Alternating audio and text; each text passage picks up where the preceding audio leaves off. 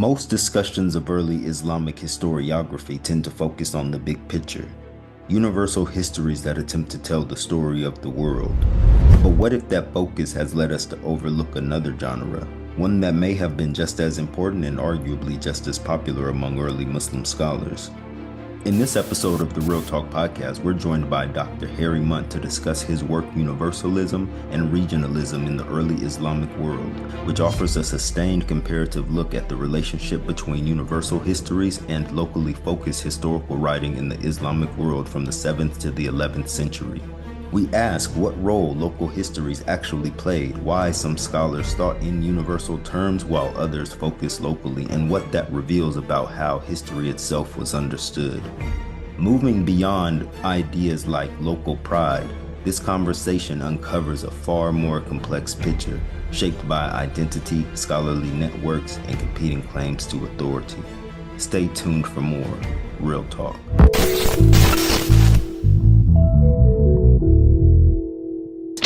Hello, Dr. Munt, and welcome back to our platform to talk about your most recent publication on universalism and regionalism in the early Islamic world. Hi, it's great to be back here. Thanks very much for having me again. Yeah, it's a pleasure. We'll get right into our questions. Much previous scholarship devoted to early Muslim historiography has chosen to focus on universal histories as a genre. In fact, your book, the first monograph to offer a detailed comparative study on local histories written across the Islamic world in the early Islamic centuries. Why have local histories been previously so neglected in the field? What has been lost by sidelining them? And what inspired you to try to fill this gap? And why was it such an academic necessity? Thanks. I suppose there's two reasons. The first is, as you say, a lot of general histories of early Islamic history writing tend to focus on broader works we might call universal histories, or works that discuss early Islamic history more broadly. And so, in that sense, maybe there's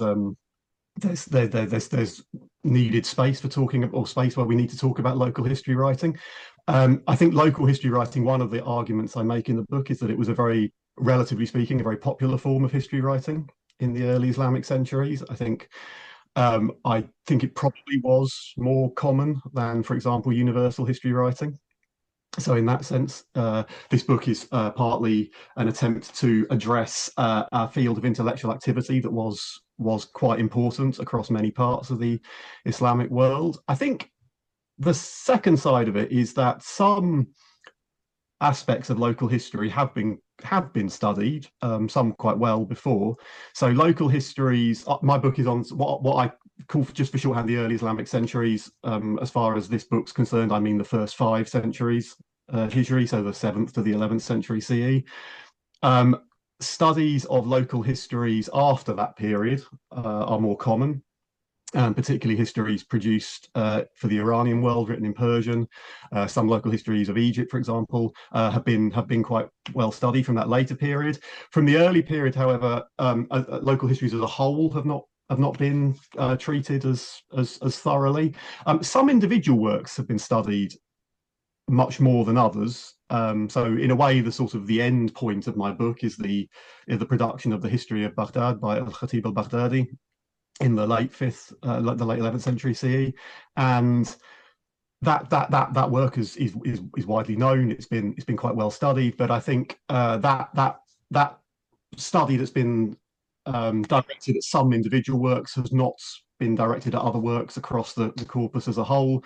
And I think that means that there's still a lot of working out of what local history meant as an intellectual activity in the early Islamic centuries more broadly. So those are two of the reasons that I was sort of inspired to write this book. Okay. You highlight in your introduction that Muslim scholars took a significant amount of time to record the speedy establishment and development of a vast Islamic empire in the form of a written historiographic tradition. What was the cause of this early reticence to construct a history of the Muslim community in your view? Fred Donner has suggested that it was due to the influence of what he characterized as the Quran's profoundly ahistorical view of the world and mankind, and that early Muslims were able to come to a sense of history by only overriding the Quran's ahistorical point of view in the face of the prophetic internal and external challenges to their legitimacy and identity, which rendered historical narration indispensable to them. Do you agree with Donner's hypothesis? Um, about why there wasn't any history writing earlier. Yeah. I I think it's quite hard to talk about why people didn't do things, I suppose. So I think we've thought quite a lot as a field about why history writing be becomes an important intellectual activity among Muslims from the second half of the second century at least onwards. After 150 years or so after the foundation of the Muslim community, and we talk a lot about oft encountered explanations are things like the rise of universal imperialism, or the increasing prominence and maybe confidence of communities of religious scholars or communities of bureaucrats, the people who write history. I think it is very hard to think about why this maybe wasn't happening earlier, partly because well, some historians have shown that elements of historical writing and practice were going on earlier. We just don't have as much of the material from that period, and presumably people who were living in the new Umayyad Empire of the 7th and early 8th centuries presumably were thinking and talking about events in the past and histories and things, and thinking about their communities and their place in history. We just don't necessarily always know what they were talking about and how they were going about that. So I think it's quite hard to say what people were doing for the first century and a half or so. Whereas I think what we do see the emergence of surviving works from 150 plus years after the foundation of the Muslim community, that we can then think about why that happened and why we start to see those works there, which is a topic that many people have thought about. I hope that helps answer the question a bit. You chart in your book sort of the development of the tradition, and you discuss sort of the boom in book production due to the spread of paper within the Islamic Empire, which happens from the 9th century onwards. But you also highlight how the early production of written text was quite complicated due to the way it often sat somewhat uneasily alongside the oral tradition and practices of teaching and transmission. Can you explain the causes and nature of this sort of uneasy relationship between the two? What led the dynamic to evolve over time? And were these debates conducted differently, for example, among traditionalists versus rationalists, or Sunnis versus Shias? Yeah, I think this is a topic that lots of us modern historians of this period like to talk about a lot. This sort of tension to some extent between written transmission of knowledge, oral transmission of knowledge. I think it definitely mattered. That's a debate and a tension, if you like, that matters more to some communities and groups than to others. So we do see the emerging Sunni religious scholars perhaps taking this more seriously as a debate than other groups.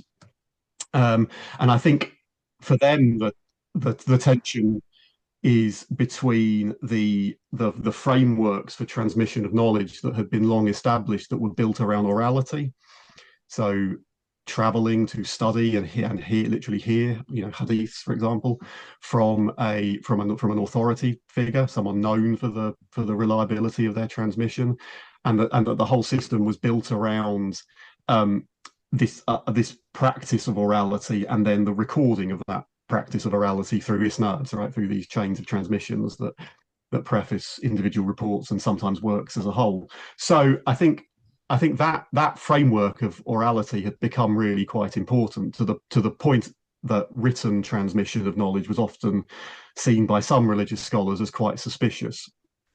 That good, rigorous oral transmission of knowledge was how you ensured its accuracy, and written transmission could be problematic and full of problems. Of course, that then ran up against the fact that for many people, taking written notes and things like that was a key aid to learning.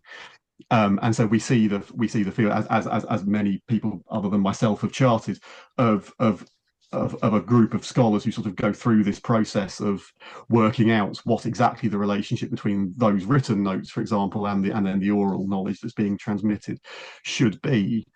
I think by the end of the period my book is on, by the 11th century, I mean, clearly loads of people are writing books, and there's written works all coming out in so many different fields from all areas of the Islamic world, by so many different people.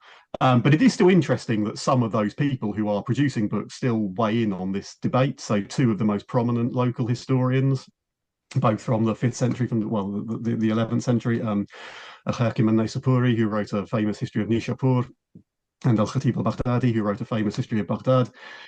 They both also, they're both very prolific scholars in many fields, and one of the things they write about is the transmission of religious knowledge as well, and the relationship and part of what they touch on is then oral transmission and written transmission and things like that. So it is still of ongoing interest. And it becomes quite complicated in interesting ways. One of the examples I use in my book, when thinking about this, it's not a local historical example, is Abu Dawood, who's the compiler of one of the 6 books, sort of canonical Sunni Hadith collections, as well as his Kitab as-Sunan, his Hadith compilation. We have the text of a letter he wrote to a scholarly community in Mecca who'd asked him some questions about his Hadith compilation, and that's very interesting because he talks about it as a written book, as a written text,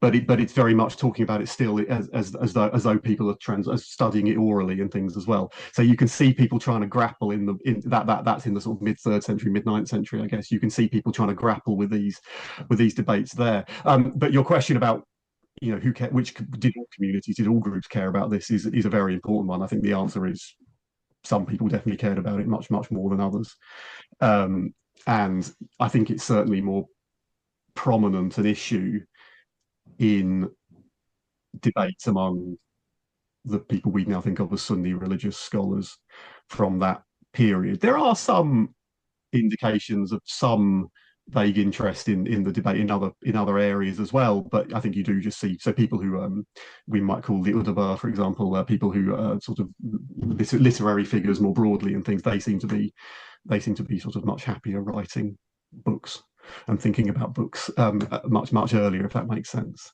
Mm. And what were the wider social consequences for the increasing validity of written transmission? Did it result in any kind of democratization of knowledge? Were there implications for the social authority of the scholarly elite? Yeah, it's a good question. I think some religious scholars were very worried about the social implications or the implications for their own authority. I think I'm faintly aware as I say this that I'm an academic scholar myself. Scholars are often worried about their authority and how it might be seen and challenged. And I think that this is one area that we can see some of those concerns. Whether it actually, to what extent it actually led to a democratization of knowledge, is a very interesting question. Some people have suggested that we can see some interesting developments that are partly due to an increased use of written materials, of books to study. So, for example, Asma Saeed wrote a book on female religious scholars across the pre-modern period, and she suggested, I think I'm right in remembering, she suggested in one place there that books made it easier for women to study hadiths, because there was no longer so much importance placed on traveling large distances to study with individual scholars and things. So I think there are examples where people have suggested that there were elements of widening the base of studying, the different types of groups who could study. I suppose in general, it stands to reason that if you have a system that's based entirely exclusively around oral transmission of knowledge, then the person speaking can work in different ways to make sure that what they're saying is understood in a particular way. If you've got a situation where people are reading a book, they might come to their own understandings of what's in that book, I suppose, without the further direction of the person who wrote it, if you see what I mean. So I suppose in that sense, it probably stands to reason it does lead to developments of new attitudes and new ideas that maybe the author of the book didn't intend.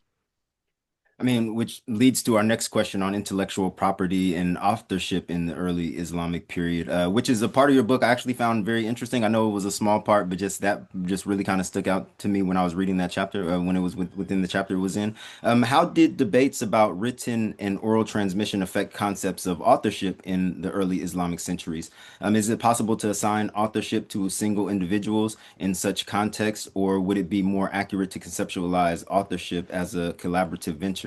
Do we have any surviving complete books of history from the early period, which we are certain were transmitted according to a particular known author's specifications or original intentions? As you just mentioned, one of the things that came along with oral transmission was that the person who was, giving the oral transmission had a chance to articulate their ideas in a way that the person receiving it could, definitely understood. Whereas you don't really, from your book, once the author wrote a book and it left his hands and went elsewhere in this period, it kind of, he kind of couldn't stop it from taking on a shape of its own. Yeah, I think it's a very complicated question. I think there's lots of layers to it, and there's no uniform standard answer, especially as my book does cover a few centuries over which there were quite important developments. But I think that there are plenty of cases where it's very clear that what we talk about as the work or the compilation of a particular figure is actually material that figure taught that was then mediated by one of their students, or sometimes over a couple of generations, a student of one of their students. Um, a good example in local history writing of that sort of thing might be a history of Mecca by we always call it al-Azraqi's history of Mecca from the mid 3rd century, but you can chart you can see very clearly four different individuals who were involved in putting together the work that we now have to study today. So al-Azraqi in the middle of the 3rd century, the middle of the 9th century, presumably did put something together, but that is not what we have today. What we have might be reasonably close to it in most ways, but it's not the literal text we have. Whereas there are other cases where I think we can be reasonably confident, especially by the end of the period I'm talking about, that what we have today is, we can be as confident, there's no certainty, but we can be as confident as we can be it's fairly close to what was being taught by somebody. So in local history writing, for example, there's a history of Jurjan in Iran from the 5th century, early 5th century, early 11th century by Hamza Sahmi. And that seems, he includes internal cross references in that work. For example, I talked more about this in part 6 or something like that. So that's usually a giveaway indication that somebody has put something together in a structured format that they expect it to be transmitted in that way. Even then, we do have indications of more complication here. So al-Khatib al-Baghdadi, for example, we know was teaching his history of Baghdad while he was still compiling it and composing it. So presumably people were hearing bits of the work and writing down and copying out bits of the work that were not the final version of that work. So we do still see an idea of authorship held by some groups in which works are sort of developing things, and they're not really a final product until the author is no longer capable of working on it anymore. And people do hear them at different stages. There's a nice quote I really like of another Baghdadi scholar from al-Khatib's period, who wished that he sort of wishes, oh, if only I could be included in this work, even if it was as a liar. So it just include me for any reason whatsoever. So we know, again, another indication that people knew that works, certain, but especially, I mean, that is a particularly famous work, but people knew it was being compiled over years and could think about it as a work even while its production was still ongoing, if that makes sense. And then there are works that have come down to us in ways that are very, very far removed from what their putative author might have thought. But that doesn't necessarily say anything about authorship as much as it does about transmit, like just the accidents and vagaries of transmission. So again, possibly the most famous example in local history writing, or most commonly cited example, would be Narshahi's History of Bukhara. So a figure from the 4th century, 10th century, and Narshahi wrote a history of Bukhara in that period in Arabic. What survives is a later abridged Persian adaptation of that work, and that abridged Persian adaptation went through a couple of phases of its own before it's come down to us. That's not to do with, you know, students or people dealing with different versions of the work over different stages of an author's lifetime. That's just the vagaries of transmission. Then I'm assuming perhaps an Arabic original could be found somewhere at some point of that work. That's probably unlikely, but theoretically that work did it. So what exists really is just not the same work at all, if that makes sense.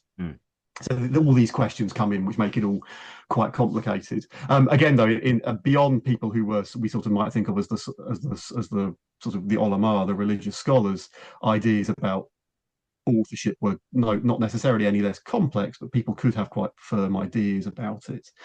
So in history, for example, a very famous universal historian, al-Masaudi, from the 4th or 10th century CE, he wrote a series of universal histories, which he clearly understood to be, you know, properly compiled, fully organized, structured works, because he explains how he thought they all related to each other and things like that. So we do see from across this period. But this is an incredibly long-winded way of saying there were very different ideas about this and lots of different cases, and it's quite a complex and question. But that, of course, does make it fascinating, which is probably why I've spoken so long about it. Yeah, and I mean, I didn't mean to try to cut you off early on, but I was just going to mention at a point where you also mentioned that internal cross-referencing was an indication of maybe a single author, even though later on you kind of complicate, I don't want to say complicated that, but kind of went back on that, saying that, you know, it's not always an indication of a single author. I just thought that point was very interesting. And you did a lot of cross-referencing in your book as well, saying that, you know, sometimes in chapter 7, in chapter 5, I said this and stuff like that. So in some of your coverage of the local history tradition, you cite works that are no longer extant, but whose existence can be inferred from extant citations in other works.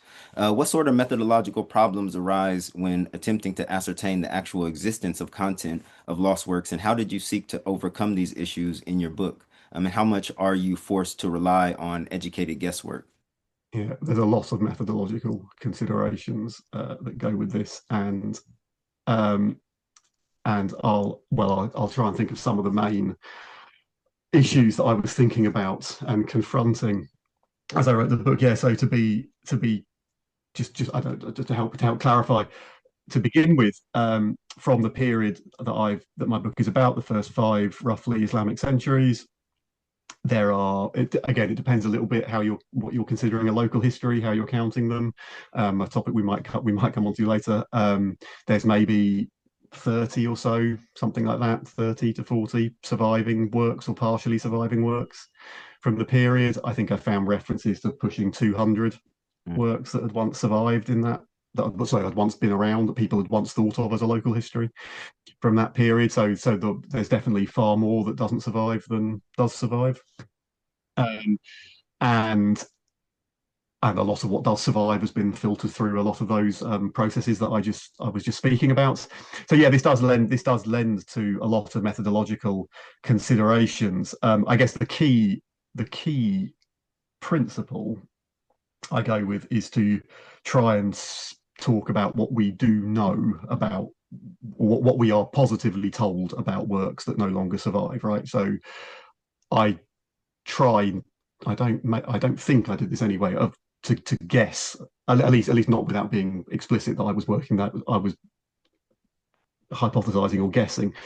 Sometimes we are told this person wrote a history of, say, Balkh, and it was a biographical dictionary that was organized alphabetically or something like that. We occasionally get that. So yes, okay, I took statements like that as evidence for what people might have been doing at the time. Obviously, that's not a lot of information about a work, but it's a little bit of information about a work. Sometimes works that are lost today were so famous that they are spoken about quite a bit by other people. Al-Hakim's History of Nishapur does not survive. It's a few abridgments of it survive and adaptations, but the actual work itself does not survive. But it was a really important work from quite soon after its composition, and so quite a lot of people spoke at some length about what it had contained, and some people used it quite a lot as source material for their own works. A slightly later compiler of not a local history but a broader biographical dictionary, Samani, used it quite a lot in his work. So you can start to access it a bit in those ways. The real problem I had was with works that get mentioned by somebody as though it was a local history, but I am a bit skeptical as to whether it ever really existed as a work either as a work, rather than some material that somebody transmitted orally, whether it ever really existed as a written work. I think there's some places where you can be skeptical about that, and I think there's some places where something is talked about as though it was a local history, but I'm not confident it really was. And it's possible that it might actually have been a bigger work that focused on different regions, that somebody's just citing one part of it, if that makes sense. There are examples that I now can't remember a very good example from the book, but there's one or two in there of works that have come down to us as though they might be about a particular region, but it's generally assumed that actually they're from a bigger work that was just transmitted on its own. So that maybe says something about somebody carving up a work that wasn't originally a local history into separate local histories later on. But that's a phenomenon in the examples I use beyond the period I'm talking about. So there's a lot of methodological issues here. One of the things I did for the book was put a separate index at the end for local histories that the book discusses. And that index has a fair few entries have got a question mark after them, because I'm not totally sure they were actually ever a work that ever existed. But for one reason or another, I've mentioned them at some point in the book. So I think there are areas, and as is often the case with early Islamic history, the earlier you go, the harder it is to work out. We often have fewer attestations. So somebody might say there was a history of Egypt, for example, by a figure who was active at the turn of the second century or in the early second century, but we don't hear very much about it. We maybe just get one isolated reference to it somewhere, whereas works from a few centuries later, like the 10th, 11th century CE, that don't survive, there's often multiple attestations of them and people quoting huge portions of them and things like that. So you can be on a bit more reliable grounding there. But I mean, the ultimate methodological principle, I guess, is to go with what is said rather than guessing about things that aren't said, if that makes sense. Yeah, definitely. In trying to sort of nail down who actually compiled and wrote Islamic history, who were the principal producers of history writing in the early Islamic world that during the period that you're focusing on? Was it a product of different literary communities from like a range of professional and social backgrounds, or was it really the pursuit of an elite scholarly class? So in the early Islamic centuries that I'm talking about, I discussed two main categories of people who wrote local histories: religious scholars, ulama, and the other main one is I guess I can't remember what I call them, but basically government administrators, bureaucrats, people who work in either the Khalifa administration or in one of the post-Khalifa regional administration somewhere in the Islamic world. Those are the two main categories of people we see involved in the production of local history. Most local histories, at least as I think about that concept in this book, were written by Ulama. Most of them were written by people we now think of as Sunni Ulama. But that's definitely not true of all local histories. There are local histories by non-Sunnis. There are local histories by people who weren't primarily, religious scholars or hadith transmitters or something like that, and that wasn't people for whom that wasn't what they were really interested in. So we do see those two categories.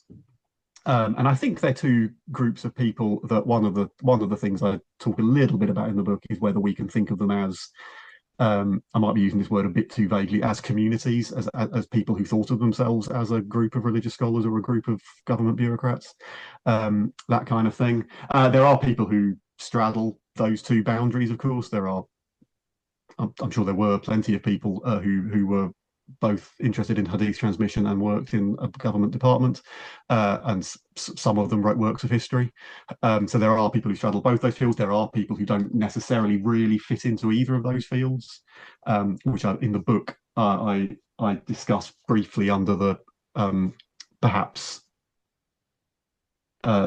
sometimes inappropriately used label of Udaba, like literary people just interested in we often call them litterateurs or something like that, people interested in literary production perhaps in many different fields. So some of them wrote histories as well. A 9th century CE Baghdadi figure in Nabi Tahir Taifour is often talked about in that category of historians.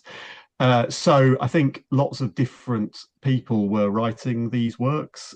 Religious scholars, and Sunni religious scholars in particular, do account for the bulk of authorship of local histories, which is, I'm now acutely aware that I've not thought this through properly. I think they probably account for proportionally more local histories than they do universal histories. So some Sunni ulama did indeed write universal histories as well, but perhaps in universal history writing, the balance between those different professional groups is a bit more even. An awful lot of local histories were written by Sunni religious scholars, which maybe says something about the importance of that literary endeavor. But that's why that's why religious scholars play such an important role in this book. And then the other group I talk about a little bit is the government administrators. So was there such a thing as a professional historian during this early period, or was this a distinctive label that emerged a lot later? For example, in prosopographical works from that period, we have like occupations that are listed as like jurists, grammarians, lexicographers, traditionists, poets, philosophers, etc. Do we have one for historians, and if not, why not?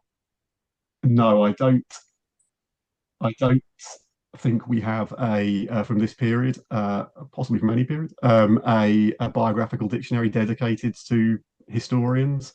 The closest I can think of is so I'll try and stick to CE date, sorry, in the 10th century, Ibn al-Nadim, a famous Baghdadi bookseller, compiled a catalogue of works in many different fields, and he does isolate as a category what we might call history.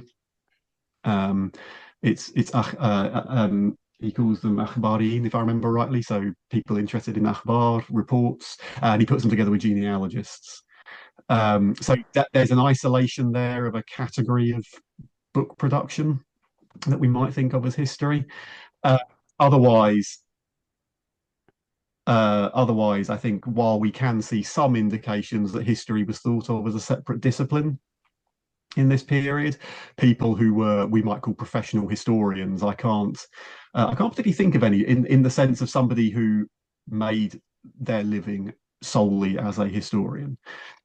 Most figures seem to have made their living doing something else. That's not to say there weren't people very interested in history primarily. If I think of a figure like al-Masoudi, I mentioned earlier, a famous universal historian, I mean, he seems to have been really interested in writing lots of historical works. So that's not so there were people who I think we could say has history writing as their principal academic interest, but not a professional historian in the full sense of that term. I did come across in some works as well people who were called Tarihi, as a nisba, as a surname, the historian. I guess because they were interested, and it's said it's because they were interested in history.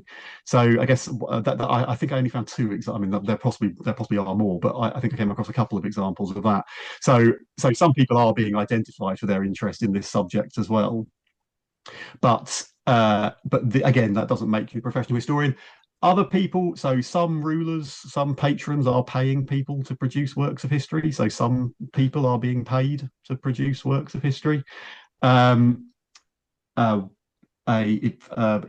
Egyptian historian of the 10th century, Ibn Zulurq, seems to have had some patronage from one member of the Ikhshidid dynasty that ruled Egypt in his in part of his career, to write some works about Egypt's rulers. So we do see political or other forms of patronage paying some people to write works of history. So again, I mean, I suppose that is to some extent a professional element, that they're being paid for it. But again, I think not in a way that we could really call people like that purely professional historians, if that makes sense. So I think it's fairly true of most of these people that I'm talking about in the book, that they had other interests that were at least as important to them as history writing, and that history writing was perhaps a way of thinking about other aspects of society rather than an end in and of itself.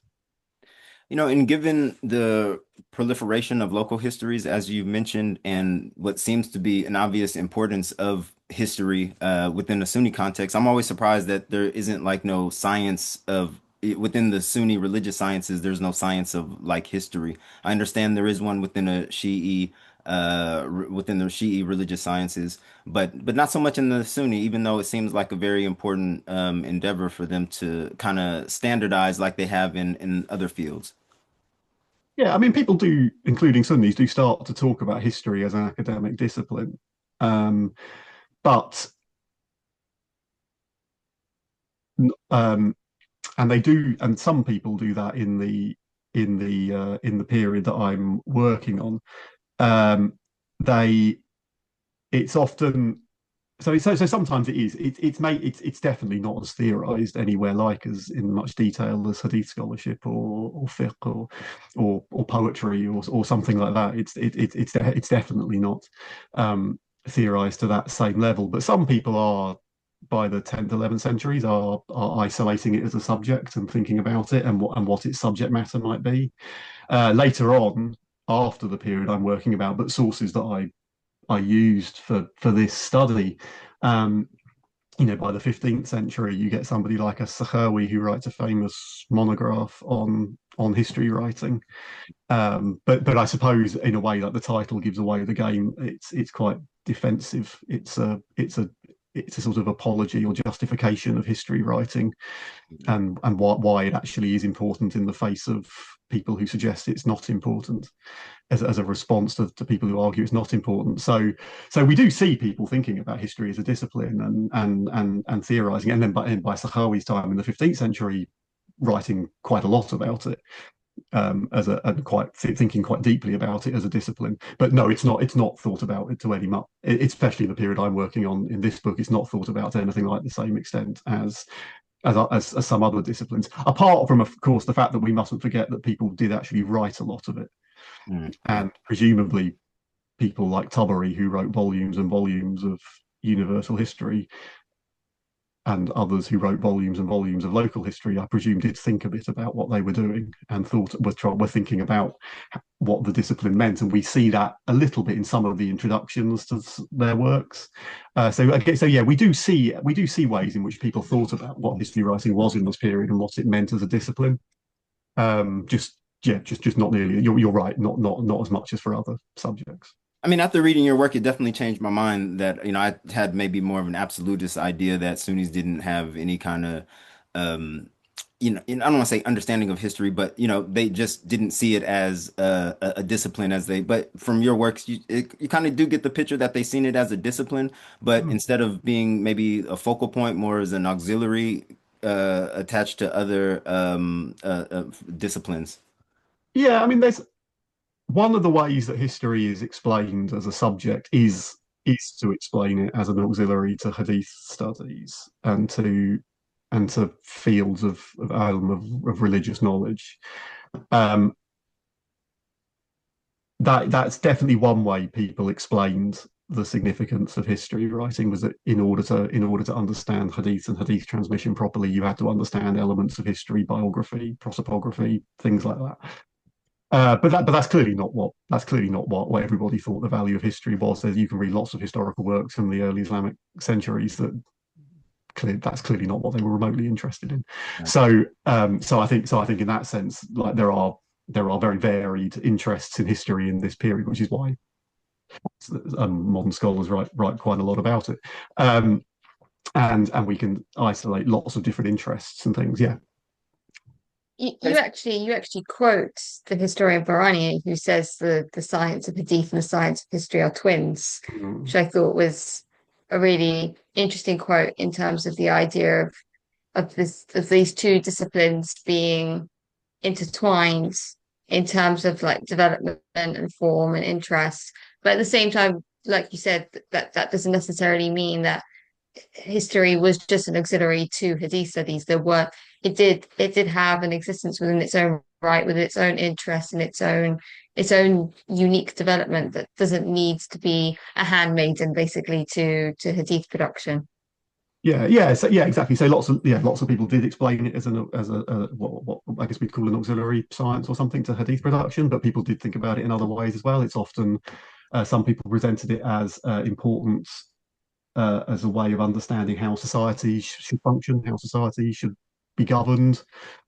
History was an important subject matter for understanding that. So we do see alternative ideas about why history was important, and presumably lots of people. Well, I mean, I argue in my book that, as other people have as well, that a lot of people were interested in writing history because it bolsters their own ideas of authority and who should hold authority. I think I'm guessing that the reason lots of rulers provided funding for historical works was because they wanted a particular historical narrative of either of themselves or their families or perhaps sometimes the people they'd overthrown or something like that. They want a particular narrative spun to help people think about the progression of history in a way that made sense to them or that they wanted to promote. So yes, lots of people were interested in history for very, very different reasons. Some people do also come across as having, I guess, what we might think of as quite antiquarian interests, just interested in things that happened in the past and how things were different. You get, I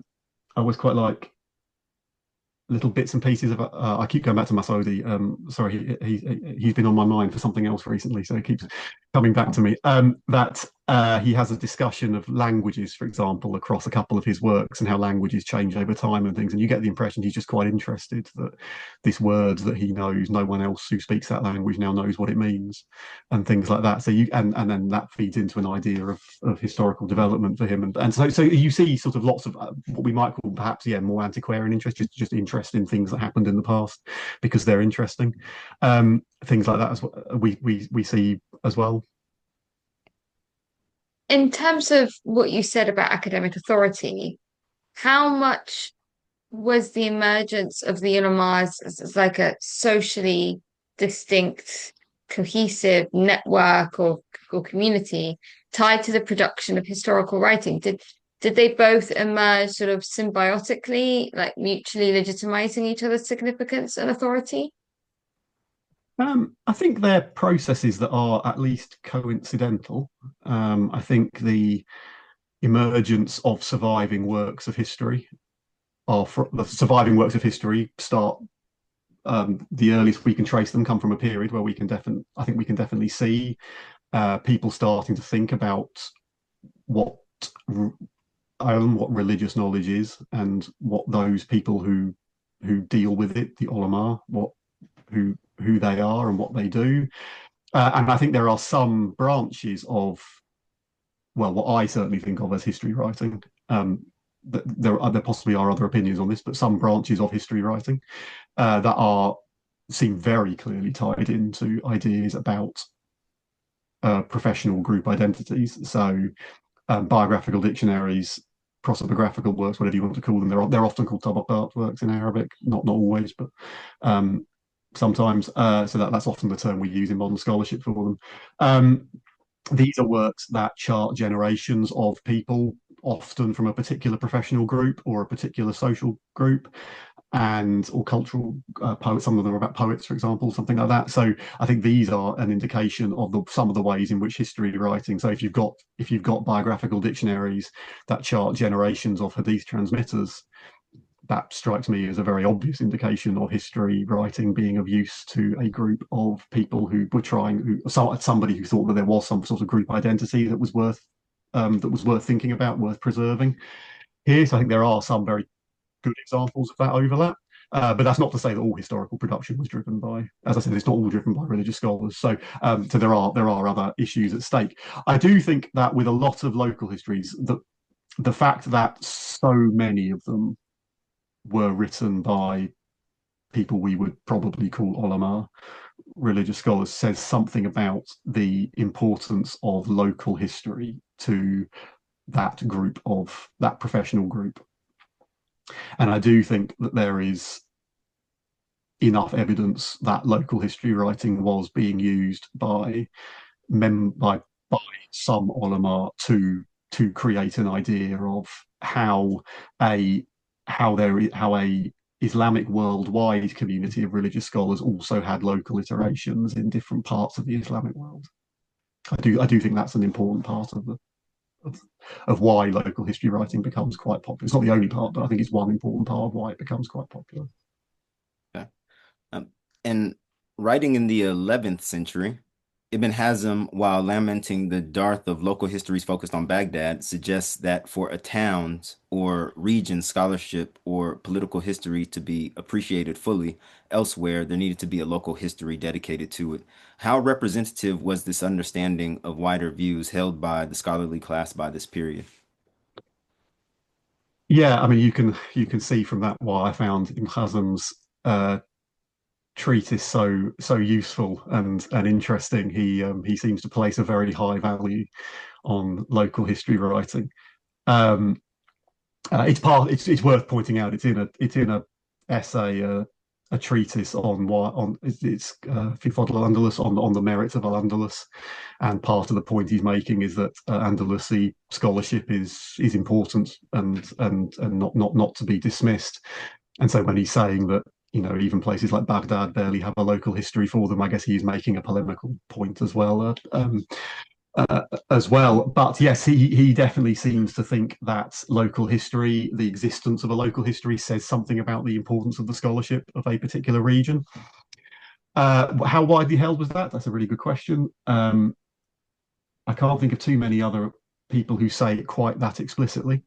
But you do. So one of the tropes that you start to see local historians certainly by the 11th century, maybe one or two from the 10th century as well, using is I'm writing a local history of my town because they've been written for all other towns, or they've been written for all other towns in this region, and mine hasn't had one yet, so I'm going to write one. That maybe says something about, as I said, it becomes a bit of a trope among some local historians that's the reason to do it.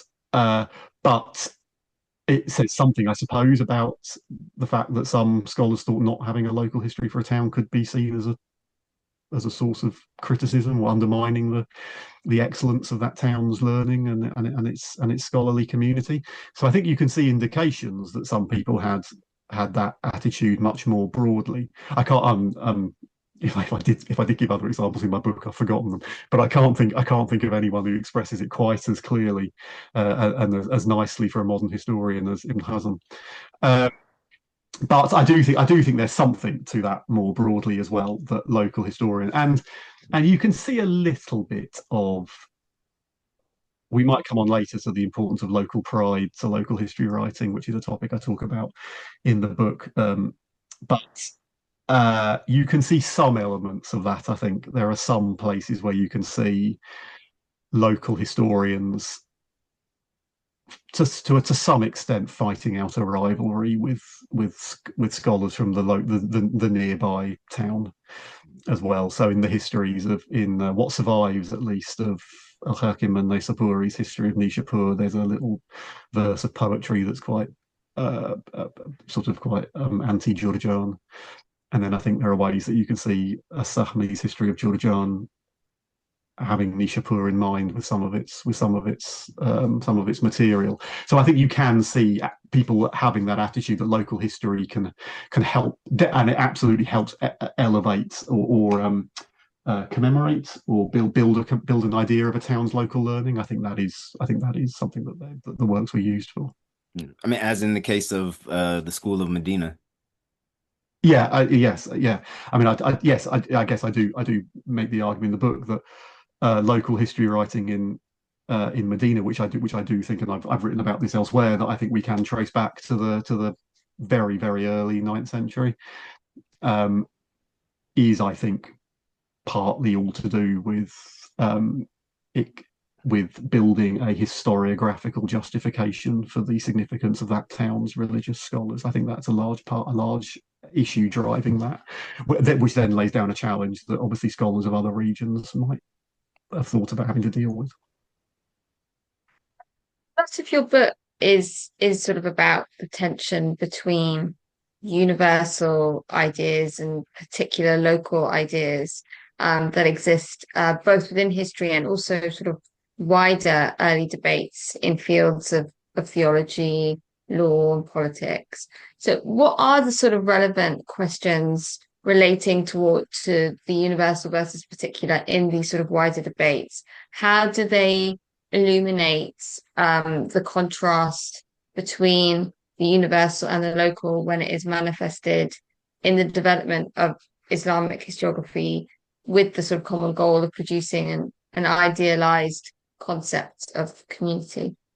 Yeah, I mean, this is a very big question, which I have a chapter of the book that speaks to a bit. But it really, I mean, in a very ultimately a very narrow way that only addresses a few examples of this. So I really wanted to think about, at least in the first half of that chapter, on ways in which we can see Muslims of this period much more broadly grappling with questions about how universal the Muslim community is.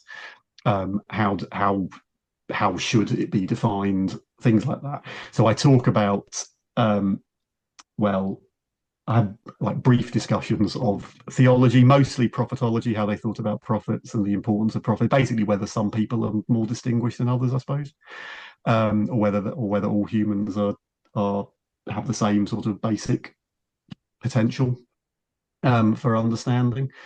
And then I talk about law because it's of importance to so many of the people who wrote local histories, and politics as well, because most people are active within wider political contexts, including many religious scholars were quite involved in many political contexts. So whether how people thought about political universalism or regionalism as well. So I talk a little bit about these things. I mean, I have to say, mostly what I'm trying to do is emphasize the wide variety of different opinions about this, but also the significance attached to it, that whether people thought about a universal community or whether they define the Muslim community, the Ummah, or in a more universal way or in a less universal way, there were lots of ideas about it, and it did matter to people, because it strikes me that when you're choosing about what type of history to write,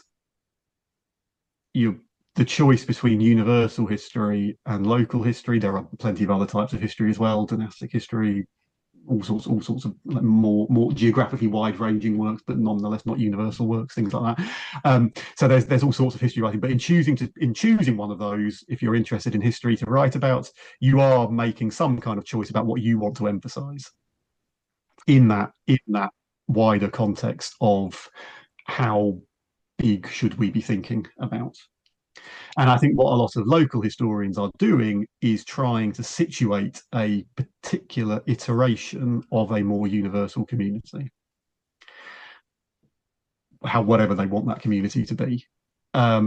So that's why I was trying to grapple with these ideas in one of the chapters. The other reason is because previous scholarship that has discussed the significance, like why people wrote local histories, has sometimes focused on some of these questions. So particularly political universalism or regionalism is often used as an explanation for the production of local histories. The idea that political regionalism encouraged the production of local history writing, and political universalism encourages the production of universal histories. So I wanted to sort of get at that a bit more in my book.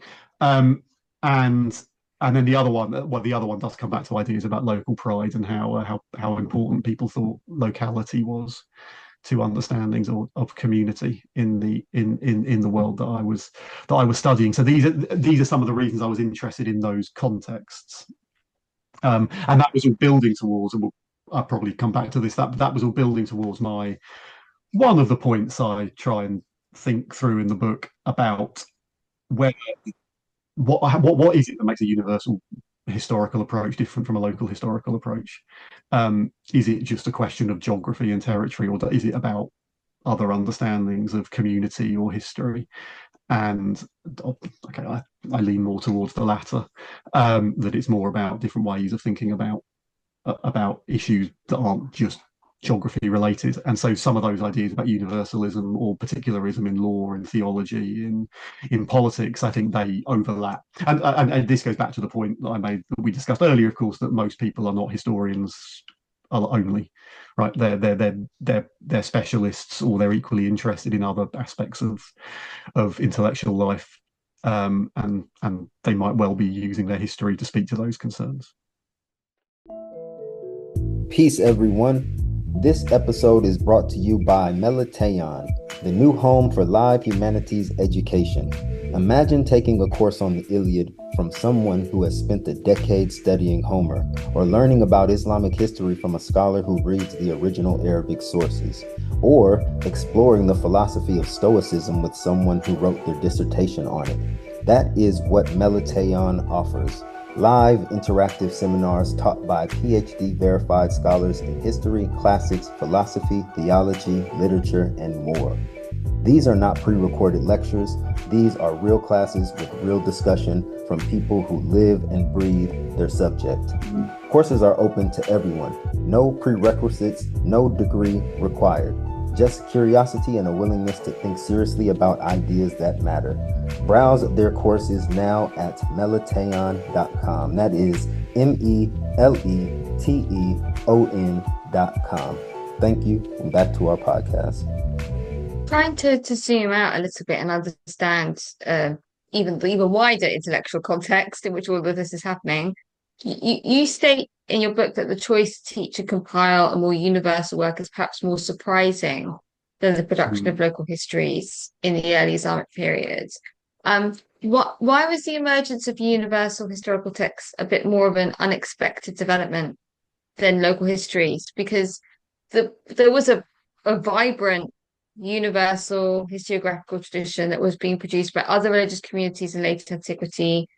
And that would make, to me, the emergence of a Muslim universalist historiographic tradition within the burgeoning Islamic empire incredibly likely and maybe popular, partly due to this sort of intensified contact with these communities that the Muslims would have as a result of the conquests. Were the reasons leading Muslims turned to universal history composition different from the motivating factors that caused other late antique religious communities to do the same? Were there changing views around eschatology in late antiquity that might have influenced these sorts of developments? Yeah, really interesting. Sorry, it's a lot. No, it's a really interesting question. So I think that one of the things I was trying to get at by emphasizing the what was it I said, unexpectedness of perhaps more unexpected to choose to write universal history, is I think part of that is tied into the point I was trying to make about local history writing being much more popular, that more people, many more people seem to have chosen to write local history, or than universal history. And also when we think about the conditions that are often thought about as inspiring universal history, the background conditions, if you like, rather than the intentions of any one individual historian, they can sometimes be quite particular. Yes, there is a vibrant universalizing empire for a few centuries in this period, but having but a lot of universal history is not written by people involved in that process of universal empire building, if that makes sense. So, so some like the most famous historian from this period, probably Tabari, who wrote a universal history. Didn't I mean he lived for quite a long time in Baghdad at the center of the Abbasid Caliphate, but he didn't work for it or anything like that. But I think partly that's what I was trying to get at. The question about the late antique context is really quite interesting and important. I think that Muslims who wrote universal history were, I don't know, varying levels of consciously or unconsciously, but they were engaging with much longer and varied and other contemporary traditions of universal history writing. I'm sure that's absolutely, so much scholarship has shown that the importance of these wider contexts. That's really important, and in that sense, yes, I don't think if I phrased this badly, that's my fault in the book. But I don't think I meant to suggest that it was surprising that Muslims turned to universal history writing, just that on the whole, but just that for an individual thinking about what kind of history they like most suited them to work on and write, that given the popularity of local history writing, it seems to have been the more common choice anyway among people interested in history. This maybe doesn't answer your direct question, sorry, but it's just made me think about it, that so much great scholarship situates Arabic history writing in the early Islamic centuries within this wider late antique context of historical writing in other language and religious traditions, which is really important. I really struggled with this question when thinking about local history writing. I think that, so in the chapter on universal history writing in the book, I thought a lot more about those broader contexts behind history writing, and then in the chapters, most of the book on local history writing, I really struggled to bring that in, basically. And I found that it's not because I don't think there are parallels between the ways that Muslims and others in late antiquity or even in the Islamic world wrote local history. I think there are parallels, but I either see it as speaking the way that Muslims went about it, as speaking to somewhat different concerns, or I simply don't know enough about the non-Muslim or the wider late antique concerns of the local history writing. So that is something I maybe wanted to grapple with a bit more actually when it came to local history, specifically that wider context, that I found I wasn't really able to.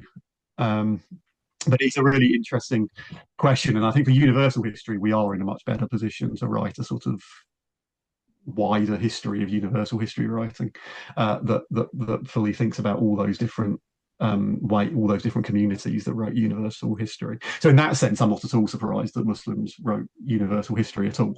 But I think on an individual choice, I when thinking about why people make individual choices, I think it says something. It obviously says something about what kind of work they want their history to do, and that universal history maybe speaks to concerns that I think I found perhaps less people found as important, if that makes sense. Yeah. I'm right with you. Just to think about, I'm surprised after reading your book that that people were more interested in writing local histories than universal histories during this time period. Mainly because when I first came across the Muslim historiographical tradition, I was totally fascinated by the whole concept of universal histories and just the length in which they were written. I mean, mainly al-Tabari's, which I think is like 29 or 30 volumes, so, and, local histories, in my opinion, seem to have been more of a narrower perspective.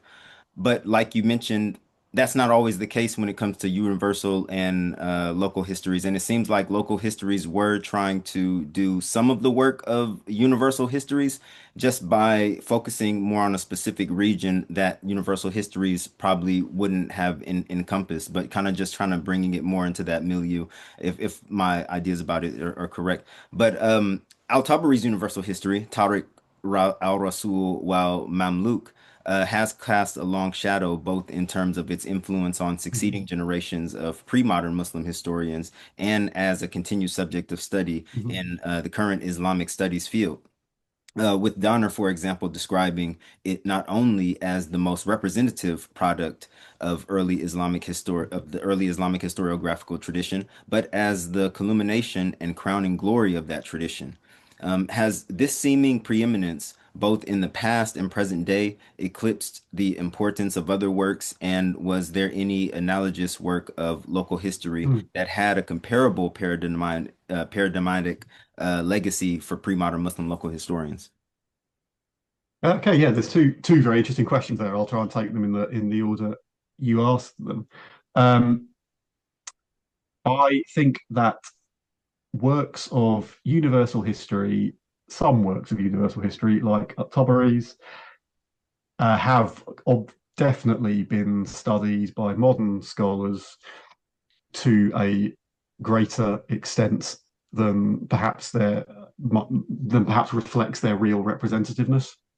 Now, why is that? Because I think universal histories offer um, obvious grander narratives that maybe people find more interesting. They often, because they often focus on matters of empire building, things like topics like that modern historians are very interested in. So they're often the works that provide us, if you're going to write a history of the Umayyad Caliphate or the Abbasid Caliphate, there are many sources you should be considering, but Tabari's history would be an odd one to ignore. So I think those are some of the reasons why I would say not. I mean, some universal histories are very well studied and very often used. I mean, there are other universal histories that are much less studied from this same period and not very well used. Often because they're an awful lot shorter. It was very possible to write a short universal history. Um, I wrote a little chapter for something on a universal history in verse from the mid 9th century, which is I mean, it's a longish poem, but it's not that long, and there's a work of universal history from creation to the 860s CE. So people, you could write universal history quite briefly, and so Tabari's work is also perhaps not necessarily totally representative of universal history writing either of this period. Certainly not in its length. Um, for this particular period. So that's one way in which I think Tabari's work or works by university historians like Tabari have played an outsized role in modern research. Um, that's not to say they weren't important; they were, but have taken up a lot of modern historians' time compared to other works. The second part of your question, were there comparably important local historians? Yeah, I think in as setting an important standard for later local historians of the pre-modern period, I think there were a few historians whose works were seen as really important. Part of the reason I end my study at the end of the 11th century roughly with the production of al-Khatib al-Baghdadi's History of Baghdad is that work goes on to be cited by so many later historians as the source of inspiration, as the sort of gold standard of local history writing. Interestingly, even so, the History of Baghdad is it's a massive work, but it's a biographical dictionary primarily, but it's cited as a source of inspiration by later local historians who write other forms of local history, not just biographical dictionaries. So that work definitely takes on an enduring legacy. A couple of lost works, interestingly, were clearly really important to other pre-modern local historians. So Al-Hakim and Naisapuri's History of Nishapur was clearly really influential. It was probably influential to some extent al-Khatib al-Baghdadi himself, although he seems to have gone to great pains to not acknowledge that. Hamza al-Isfahani's History of Isfahan seems to have been quite important as a source of inspiration for certainly other historians of what we would now call Iran. Um, in Egypt, al-Kindi's histories seem to have been quite important, inspiring other work within Egypt. Although interestingly, outside Egypt, it's another Egyptian historian, Ibn Yunus as-Sadafi, whose work seems to have been more widely picked up upon outside of Egypt, at least among local historians. So yes, I think there were some very influential figures. I think Al-Khatib al-Baghdadi seems to have been the single most influential later figure, which I say is partly why I chose to end the period of study in this book with him, because I have a whole chapter of the book on local history as how it was understood as a genre by pre-modern Muslims. And I think one of the conclusions there is that after Al-Khatib al-Baghdadi, that is seen as a sort of as a work to be emulated in a way that in a way that was very widespread and that is different to the period before that work. So I was quite interested in seeing the different trajectories that local history took over the centuries before that work became so important in defining the genre for later thinkers. You describe how universalizing and particularizing approaches exhibited by pre-modern Islamic historians can more accurately be conceived as a spectrum rather than as diametric opposites. How does this affect a modern academic's ability to categorize a work as an example of universal or local history and to draw generalizations or conclusions therefrom? Are there clear criteria that one can use to differentiate between a universal history with parochial concerns versus a local history with a universalizing perspective? Yeah, it's a really interesting question that I thought a lot about when writing this book. I think I made a couple of two or three choices when writing this book about what to think of as local history or universal history, how to think about different types of history writing that I agonized over quite a lot. And if I did it all again, I'm not 100% sure I'd come to the same decision. But anyway, I'll go with the decision I did come to. Yes, I was really inspired in this by a very short chapter by Giovanna Calasso about whether a work like Ibn Asakir's or I think she's also about al-Makkari's later history of Al-Andalus, whether they're really best thought of as local histories or universal histories. A work like Ibn Asakir's, which is a huge 12th century history of Damascus, the modern edition is 80 volumes. I mean, some of those are index volumes, but it's still a huge work. That if that work is trying to basically bring the world to Damascus, does that make it a universal history rather than a local history? And this is a really interesting question that I was trying to think through. So yes, I do think that the best answer I can give is to think about them, as you said, along a spectrum. That I think that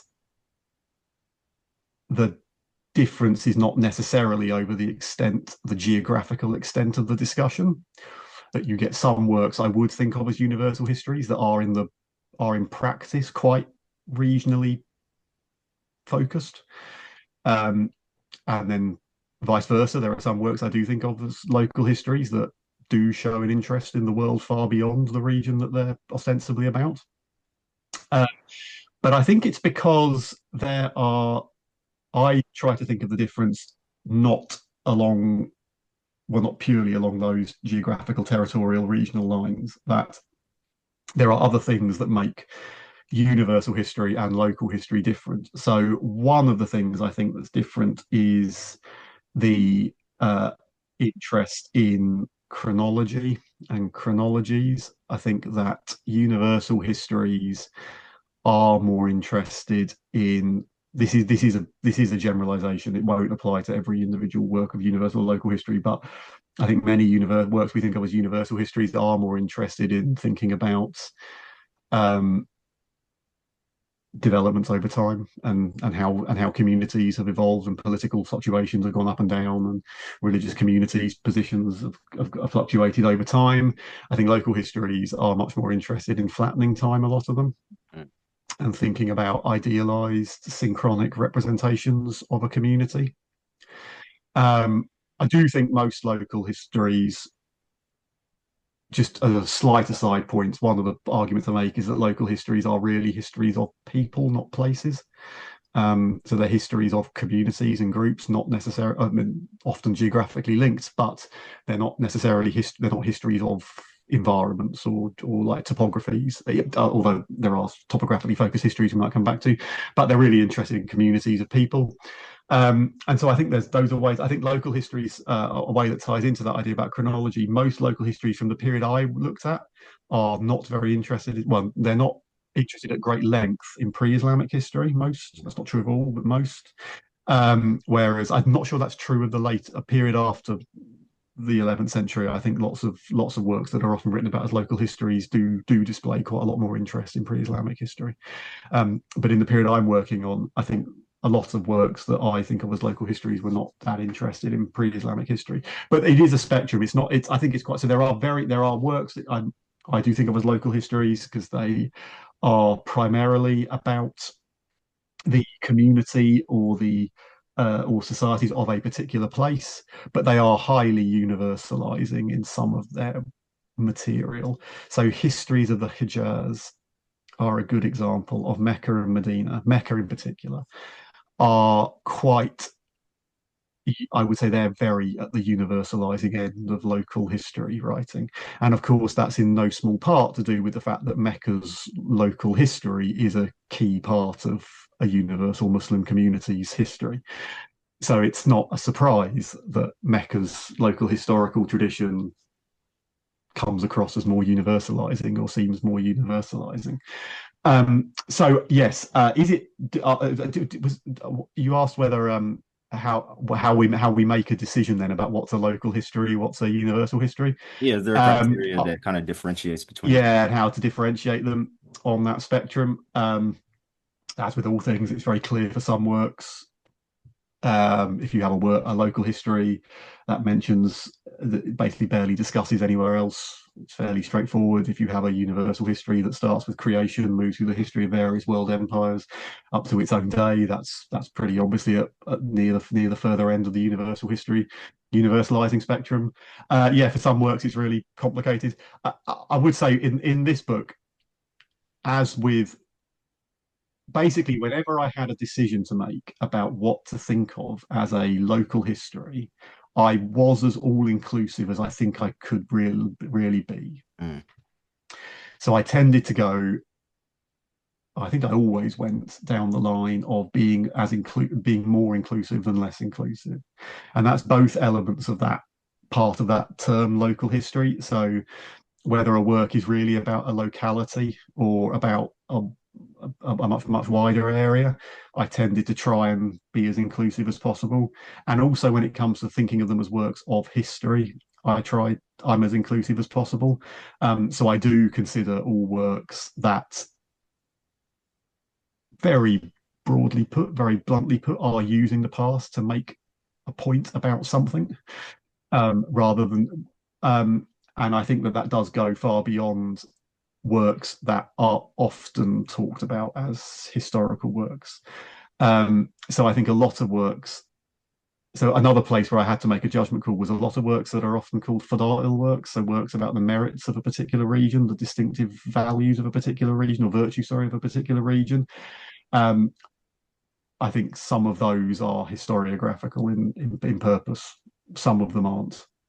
And where they're really not particularly, I didn't think of them as local histories, but where they are clearly historiographical to some extent in aim, I was including them as local history. So I was always trying to be all inclusive.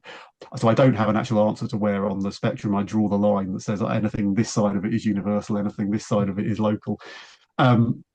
And to a very large extent, you have to read the texts and think about them. I'm confident other people would come to very different conclusions than me about about some of these questions, but those are some of the principles that were guiding my thinking about this. But I do think it's really, but that point about the spectrum is really important, that there isn't an archetypal definition of a universal history and an archetypal definition of a local history that you can draw a very clear line between. There are definitely some that are one or the other, and then there are definitely some murkier examples where it can be quite hard to think about it.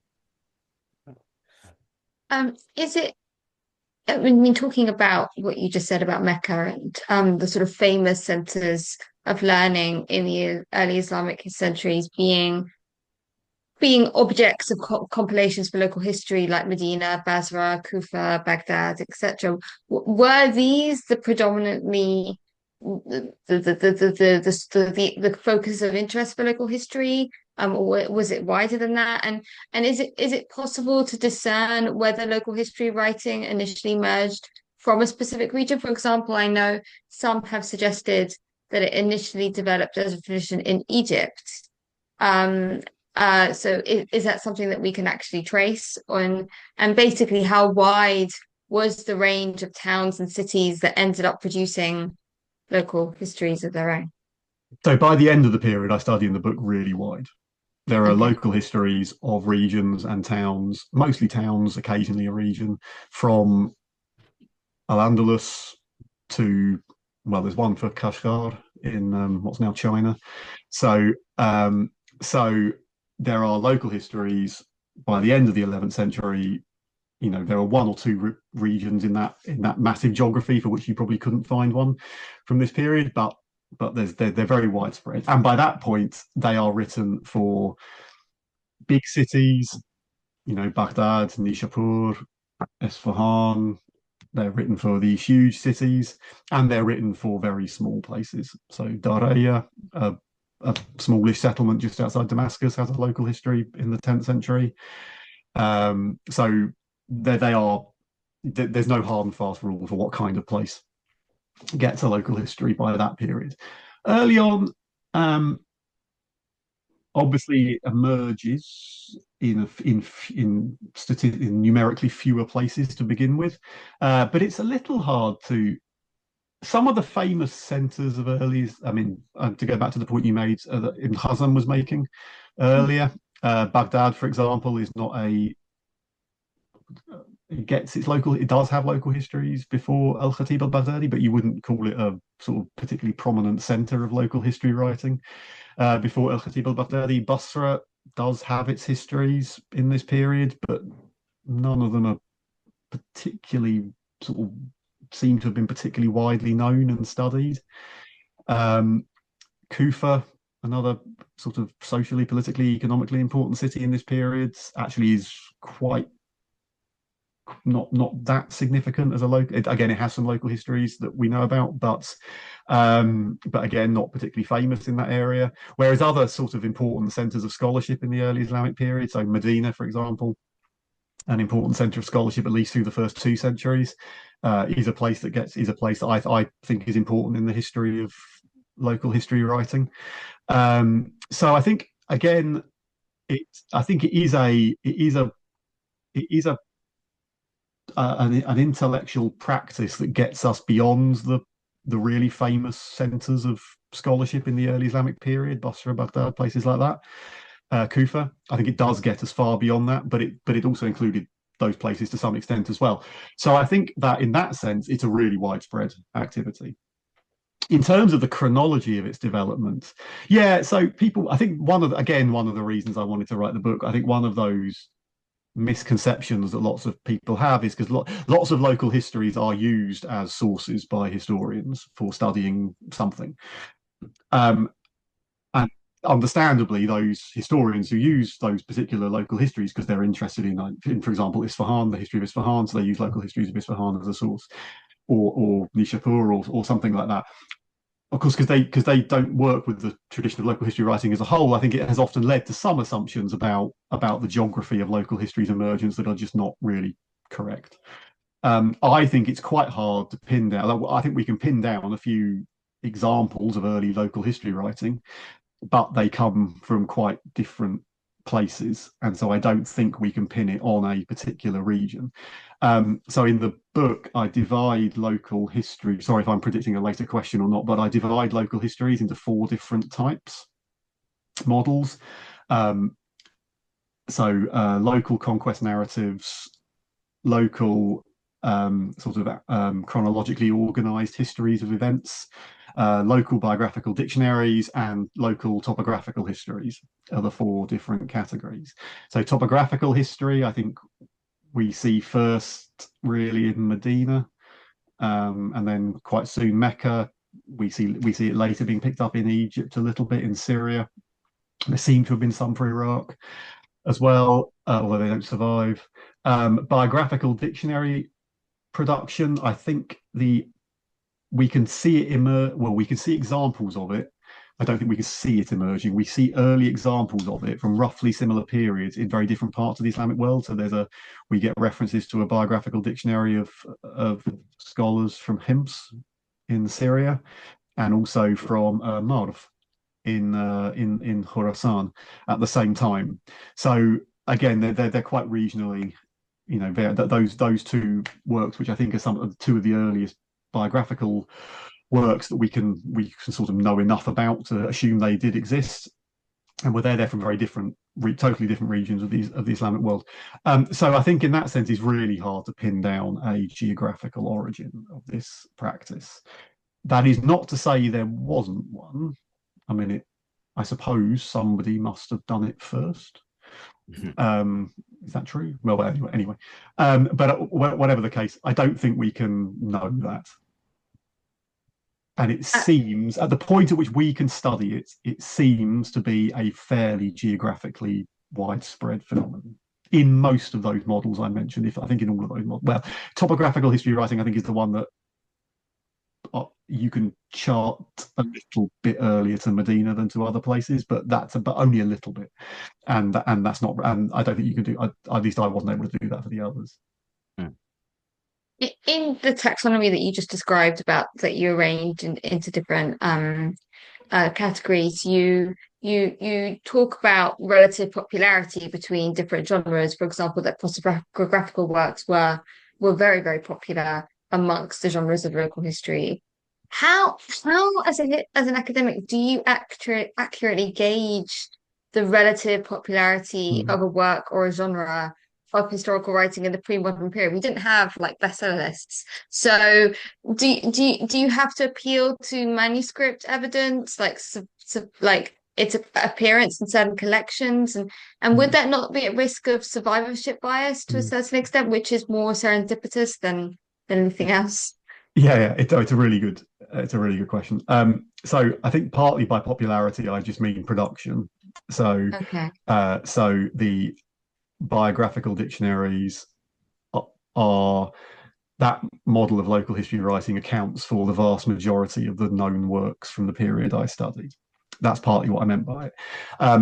No, the other side of popularity, what readers, what people reading these works, engaging with these works, actually thought that's quite important. Yeah, I mean, survivors, the bias of surviving evidence is obviously always a problem in any field of historical inquiry, as we know well about it for early Islamic history. That said, I think it's not always as big a problem as you might expect. As I mentioned earlier, it's actually a couple of works that have not survived that we perhaps have some clearest evidence for their lasting popularity. Those histories of Esfahan and Nishapur I mentioned were definitely quite widely read, at least among other, were widely known to other scholars and local historians, at least. Manuscript evidence can help for some works survive in lots of manuscripts. Some many works from this period don't survive in lots of manuscripts, but some do. So that's one piece of evidence you could think about. We do have, I guess you'd call it anecdotal evidence, people reflecting on the qualities of works.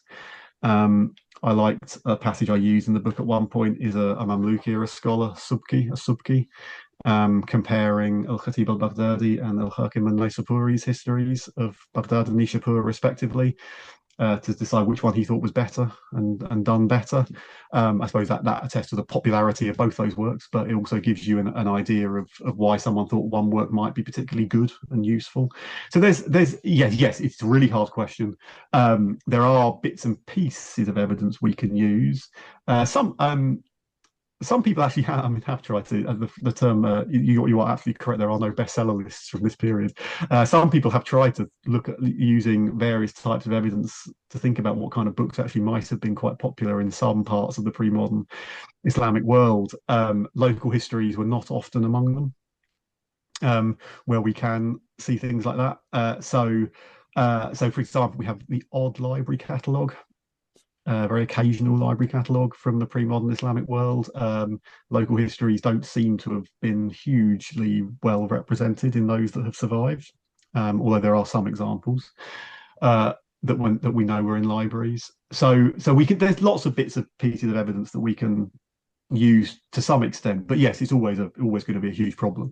When I talk the popularity of biographical dictionaries in particular, I did mean in terms of production, like more people produced local biographical dictionaries than any other model of local history writing. I should say that those four models I sort of identify in the book, works can have elements of more than one of them. So it becomes, by the end of the period I'm working on, it becomes quite common. Later on, it's much more common, but it does become common over the 11th century for biographical dictionaries, for example, to have a topographical introduction. So to start with the history of a topography of a city or region, and before it moves into the biographical, prosopographical part. So there is overlap between those models. But lots of works of analytic history have biographical elements to it, prosopographical elements to it. So there is overlap between them, but most works that were produced, the vast majority, actually, I would say the vast majority of works that were produced were biographical, what I would call a biographical dictionary anyway. Yes, and is there evidence? I mean, to some extent, there might be lots of works from other models that just haven't survived. That is absolutely possible. But on the basis of what has survived, that's why I would say it's much more popular, or it was much more popular. All right. You document the increasing popularity and proliferation of local histories from the 9th to the 11th centuries across the Islamic world. Scholars like Chase Robinson have previously contextualized this growth in light of the acceleration of political regionalism and the centrifugal tendencies that were caused by the political fragmentation of the Abbasid Empire during this period. You also highlight this as a key explanatory context for the increased popularity of local history writing. How much explanatory power does this context precisely have, and can it explain the spread of local history production across the Islamic Empire, or only within certain regions? I think that there is definitely something to the localization, or the increasing. I mean, some of these new polities that emerge as the Abbasid Empire breaks apart are themselves huge, geographically quite large. But what relative localization of political power over the 10th and 11th centuries, I suppose it certainly has an effect. I mean, things that are often talked about, it leads to basically more political courts with more possibilities for patronage for potential historians and scholars. So there are ways in which I think we can see it happening. I think and I see that there's a logic to it. If universal imperialism inspires universal history writing, then I suppose it stands to reason that less universal political communities lead to less universal thinking about history writing.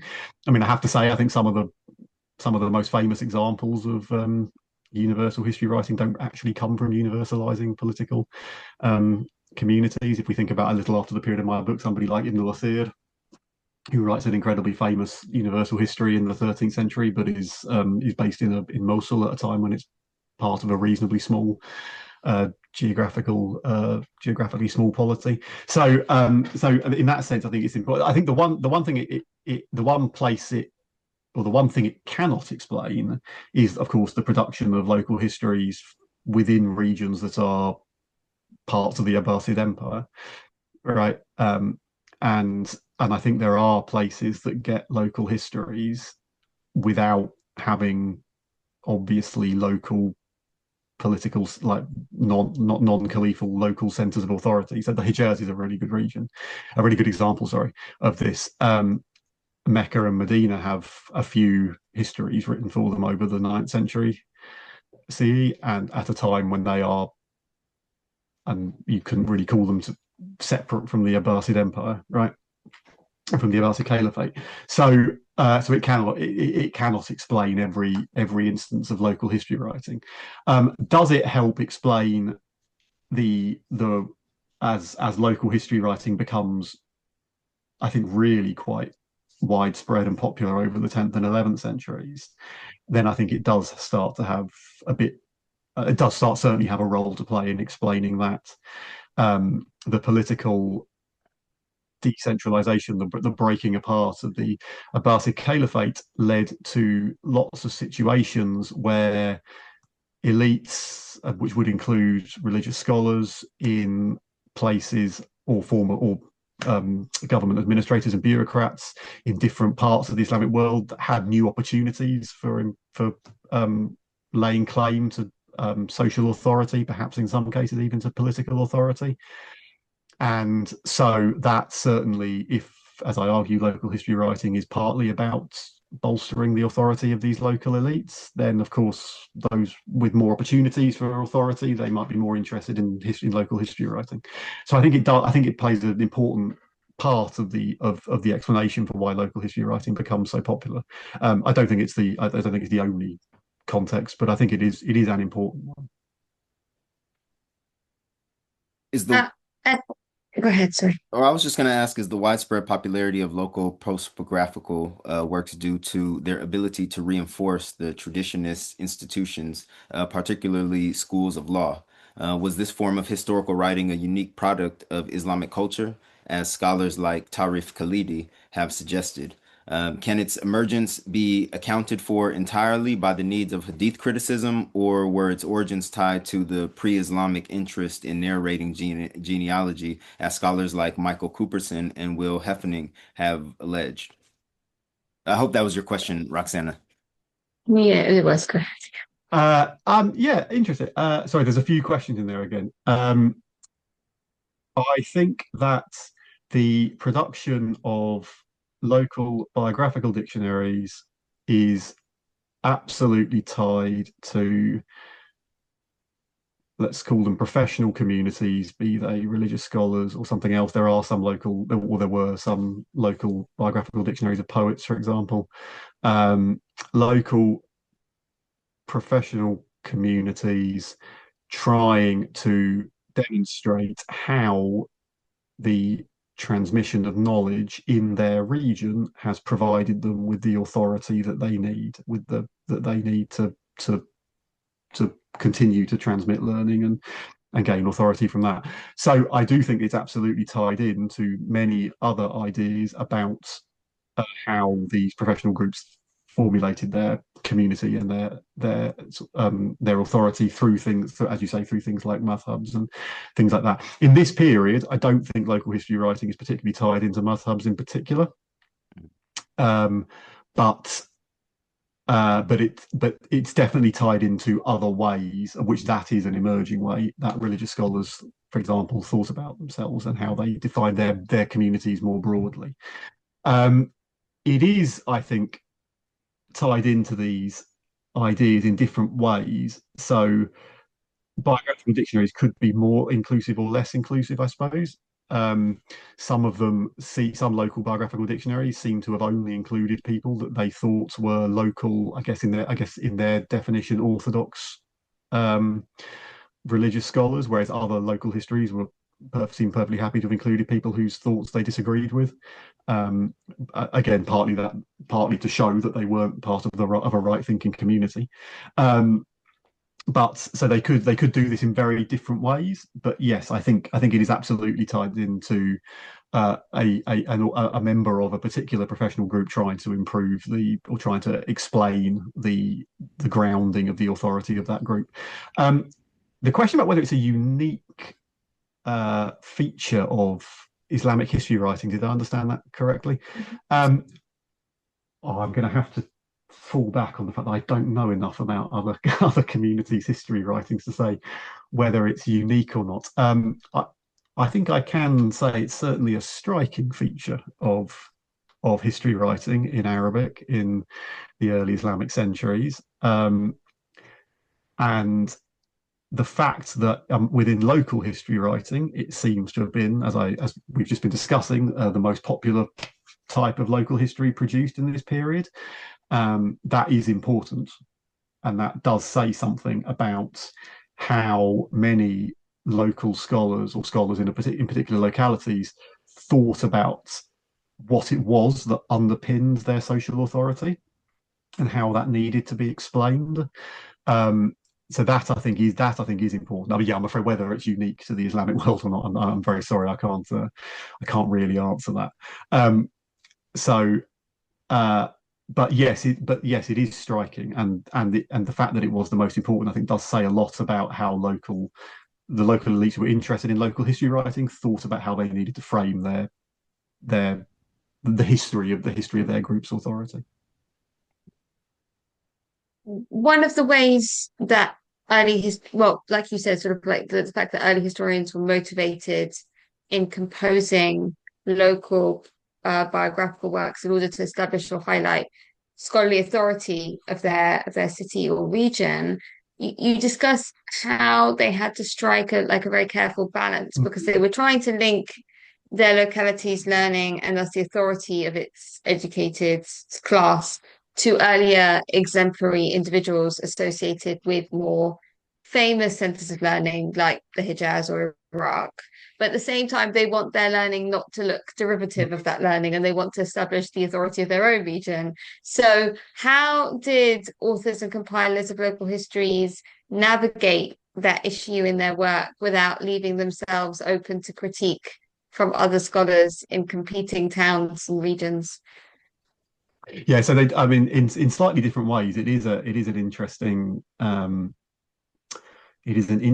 activity to try and balance that balance. But I make this argument as part of my case that I think it's incorrect to say that local historians are trying to make their region look distinctive. I think they are trying to make their region or their town and its whatever community they're trying to emphasize, often religious scholars, I think they're trying to make them look exemplary, but not necessarily distinctive. And yeah, so how do they do that? I mean, sometimes by sort of, what do you call it, subtle ways over building. So emphasizing transmission of knowledge in the particular place. So showing hadiths, for example, that are transmitted over subsequent generations within a particular town. There's a history of a place called Wasit in Iraq. It's one of the oldest. The history of that town is one of the oldest surviving sort of prosopographical works of local history, and it's quite interesting. Some people, this is one of those works that some people have argued whether we should really consider it a work of history at all, because what it really does it gives you generations of mostly hadith transmitters, and all it does for them is give a hadith that they've transmitted. It often doesn't say anything else about them. So what you have there is that's really centering local people who have transmitted hadiths almost to the exclusion of anything else. And sometimes you can see it being done through members of the same family, even locally. So there's those ways of framing it, and then there's sort of more or less blunt ways of actually saying that that's what they're doing. So, for example, a figure who's in the history of Jurjan, the 11th century history of Jurjan, includes a figure a hadith scholar who died while he was in Baghdad, and the historian is at pains to point out that the Baghdadis gave him a really important, great funeral, and because they recognise his importance to Hadith scholarship. So obviously there you have the significance of a Jurjani scholar being recognised by a community elsewhere in Baghdad. I always use, whenever I give talks about this, the opening line or the opening Hadith from before a history of Daraya in the mid to late 10th century. So Daraya is just outside Damascus, and it has quite a short local history written for it in the 10th century. Before it gets into the sort of biographical dictionary part of it, it just opens with this hadith, I guess, which explains that it just says, whoever seeks knowledge, he should seek it in Daraya. So it's not saying that you'll get, I guess in the way I read it, it's not saying that you'll get different knowledge, you'll get anything like that, but anything you might want that you know about from Basra, Kufa, places like that, you can also find it here. So I think that you see what I mean? There are those kind of some local historians, I don't think, hid that agenda, and were quite open about that being what they were trying to do. I do use other examples in the book. I can't think of any now. Sorry, it will run on too long if I give more anyway. In terms of what you said earlier about sort of a synchronic view that is particularly characteristic of local histories, you note how many local histories present like a synchronic view of a town's topography, creating quite a lot of ambiguity, which should be sort of seen as intentional, not necessarily accidental. Could you explain how that phenomenon manifested, particularly topographical works, and what was the possible purpose of that approach? Like, could it have been perhaps inspired by the Quran's and collapsing of sort of historical timelines and flattening of the past when discussing topographical landmarks and ruins? Is it sort of in line with that conception of history, which is more sort of typographical? Interesting question. To start, I'll start with what for me at least is the easier bit, the first bit. Yes, so I argue that a lot of descriptions of urban landscapes, topographies, and others have pointed this out as well, but I argue that in local history writing in particular, they are quite synchronic. They are trying to give a sort of timeless urban cityscape or something like that. And it's an obvious point, I suppose, that when somebody is describing a city, they are not literally, or a town, whatever we call it, they are not literally describing everything in it. They are choosing what to describe. So that's obviously one part of it. But I do think there is an intentional synchronizing of this. So a few examples of what this might mean. So stick with the history of Georgiana I was just talking about, before it gets into the biographical dictionary part, which is by far the bulk of the work, it has a shortish topographical introduction, has a history of the town's conquest by the early Muslim armies, and then a topographical discussion. It has part of that topographical discussion is a list of, I can't remember how many mosques, roughly 20, maybe either side of 20, somewhere either side of 20 mosques in the town. A few of those, a handful, I think we're talking 4 or 5, are given some kind of dating information about when they were built or when they ceased to exist, but the others are given no contextual dating information. So we have no idea, that we're given this list of 20 or so mosques in the town, and we don't know whether they were all there at the same time, how they developed. Do you see what I mean? And I think that's because the author of that list, the compiler of this work, Sahmi, is not interested in that, right? He's and I think with mosques, an author is making a point about the Islamization of the town, right? About the Islamization of, in this case, the topography of the town. A historian of Medina, like Ibn Zabala, whose work I have written lots about elsewhere, outside of this book, I think is, and you can see this also in surviving histories of Mecca, for example, from the 9th century, that people are talking about lots of different sites in those towns' topographies that clearly were not always all there at the same times, at least not not commemorate, not with physical structures in the same way, but they are sort of talked about as though they're all there at the same time. And there's lots of references, like, well, not there's lots of references to, like, if a building's not still there, this is where it was, so you know where it was, and you can see it, which is giving the idea of a cityscape completely dominated by these, with Mecca and Medina's cases, often mostly sites associated with the Prophet or other important prophetic or Quranic figures. So or figures from the early Muslim community. So they're creating these landscapes that seem dominated completely by structures and places associated with the earliest Muslims or pre-Muhammad prophets, and that's obviously making a point about the significance of those towns and the communities that are still in them. So those are a couple of examples I can give.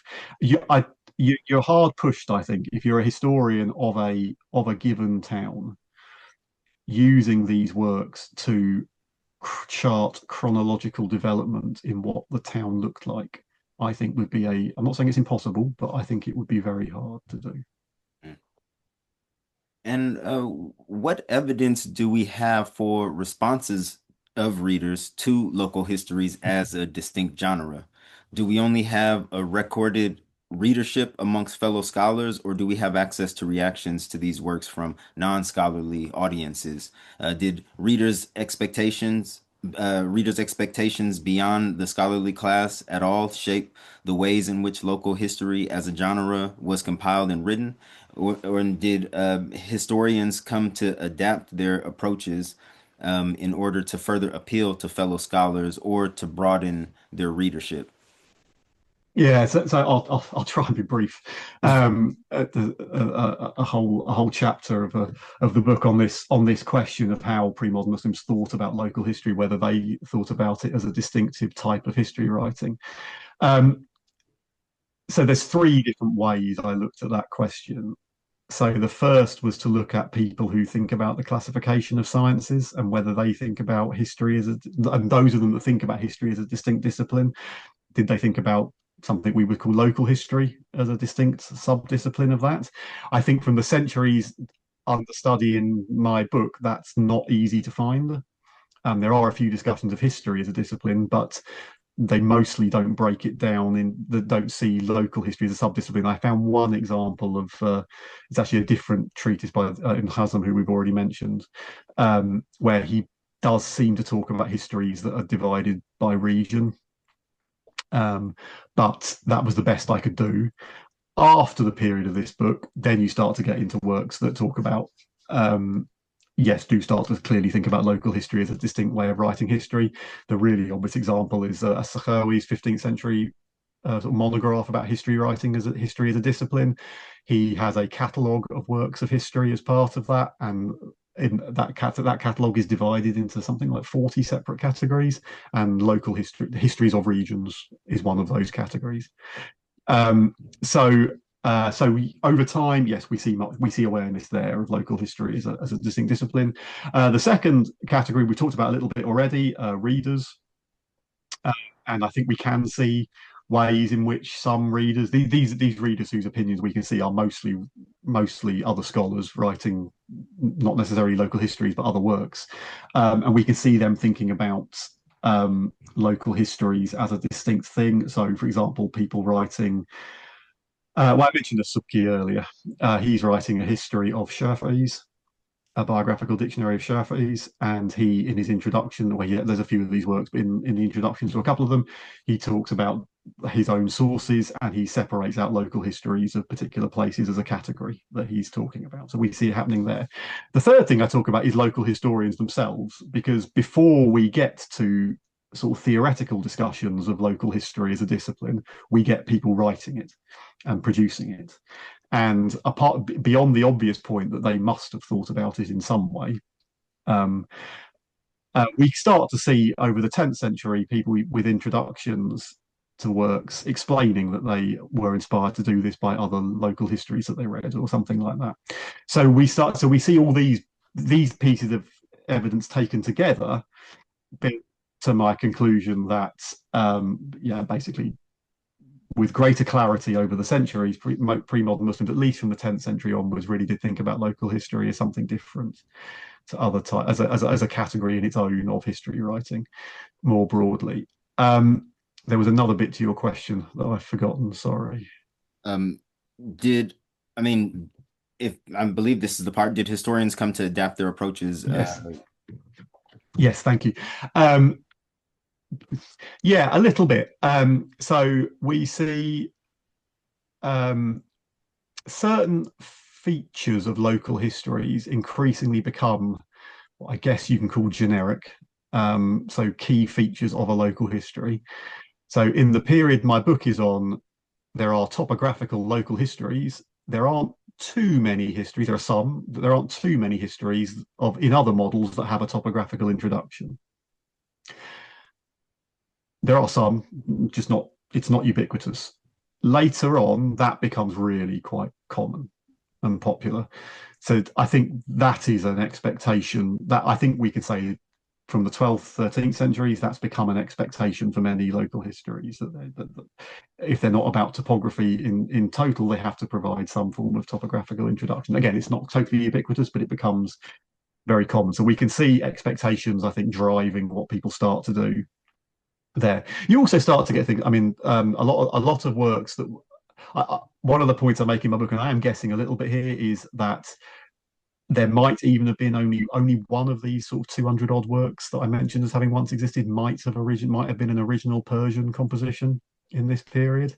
That is a guess, but a few of them survive in Persian translations, adaptations, and that probably says something about, I mean, that's presumably has something to do with readers' linguistic capabilities and expectations.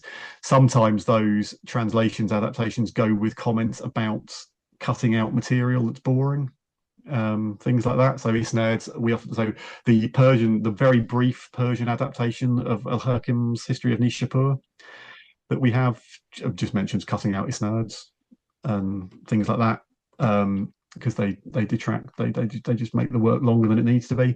So there's all sorts of things like that, but the evidence for that, I think, is quite, there's anecdotal evidence that's obviously quite here and there, quite bitty, and then there's things you can see through reading lots of these works where you can see that certain parts of these works become much more common, which presumably says something about what kind of expectations are being placed upon authors of these works. How much were the concerns of local histories shaped by the theological sects or juristic groups that dominated in that particular regional city?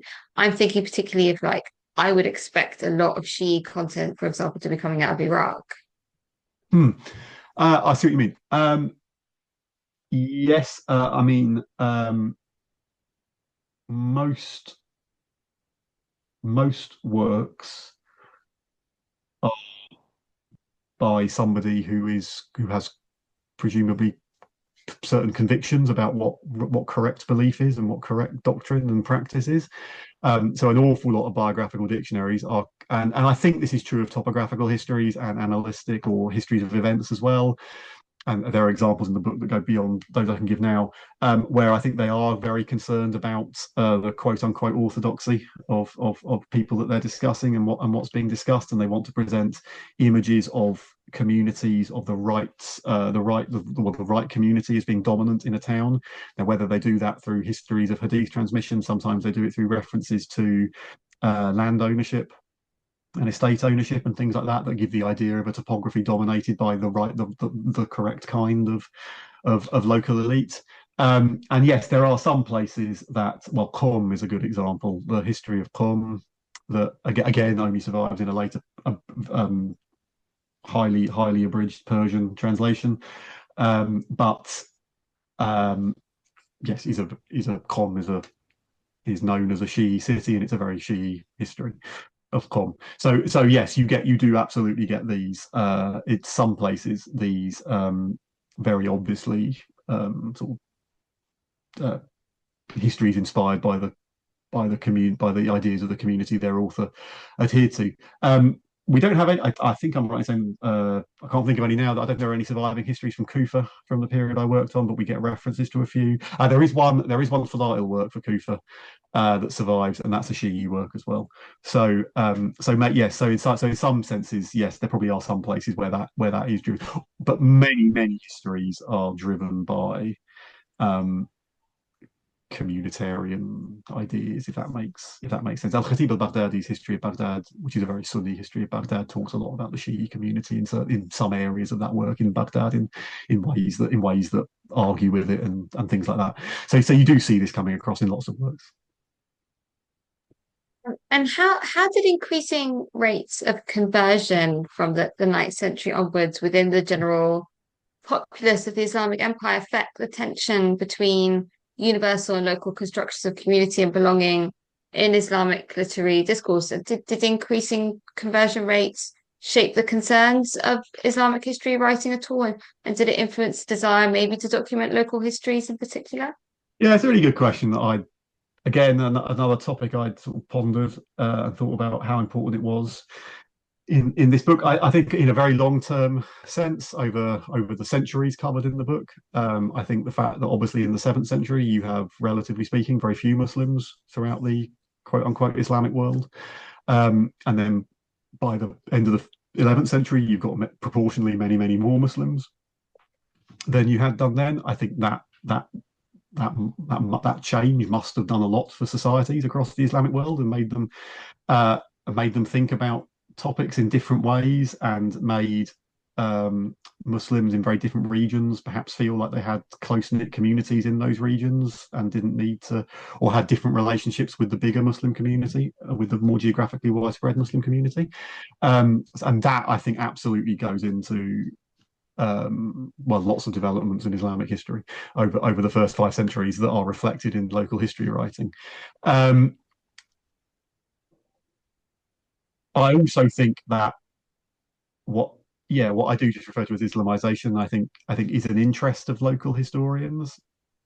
Not often in charting literal conversion, like recounting conversion. There are some local histories that talk about individuals and their conversions from another religion to Islam.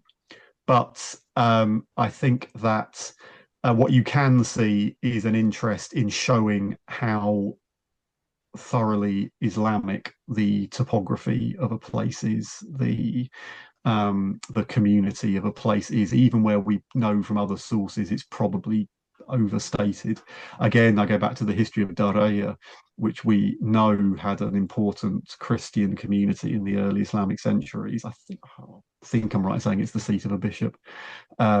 In the early Islamic centuries, he definitely has monasteries. You wouldn't get any the history of the local history that was written of Daraya would give you no impression that was. I don't think a single non-Muslim building or person is mentioned in the whole work. So there's a sort of interest in conversion, Islamization in that sense, that I think is very important to these works. And to many of them.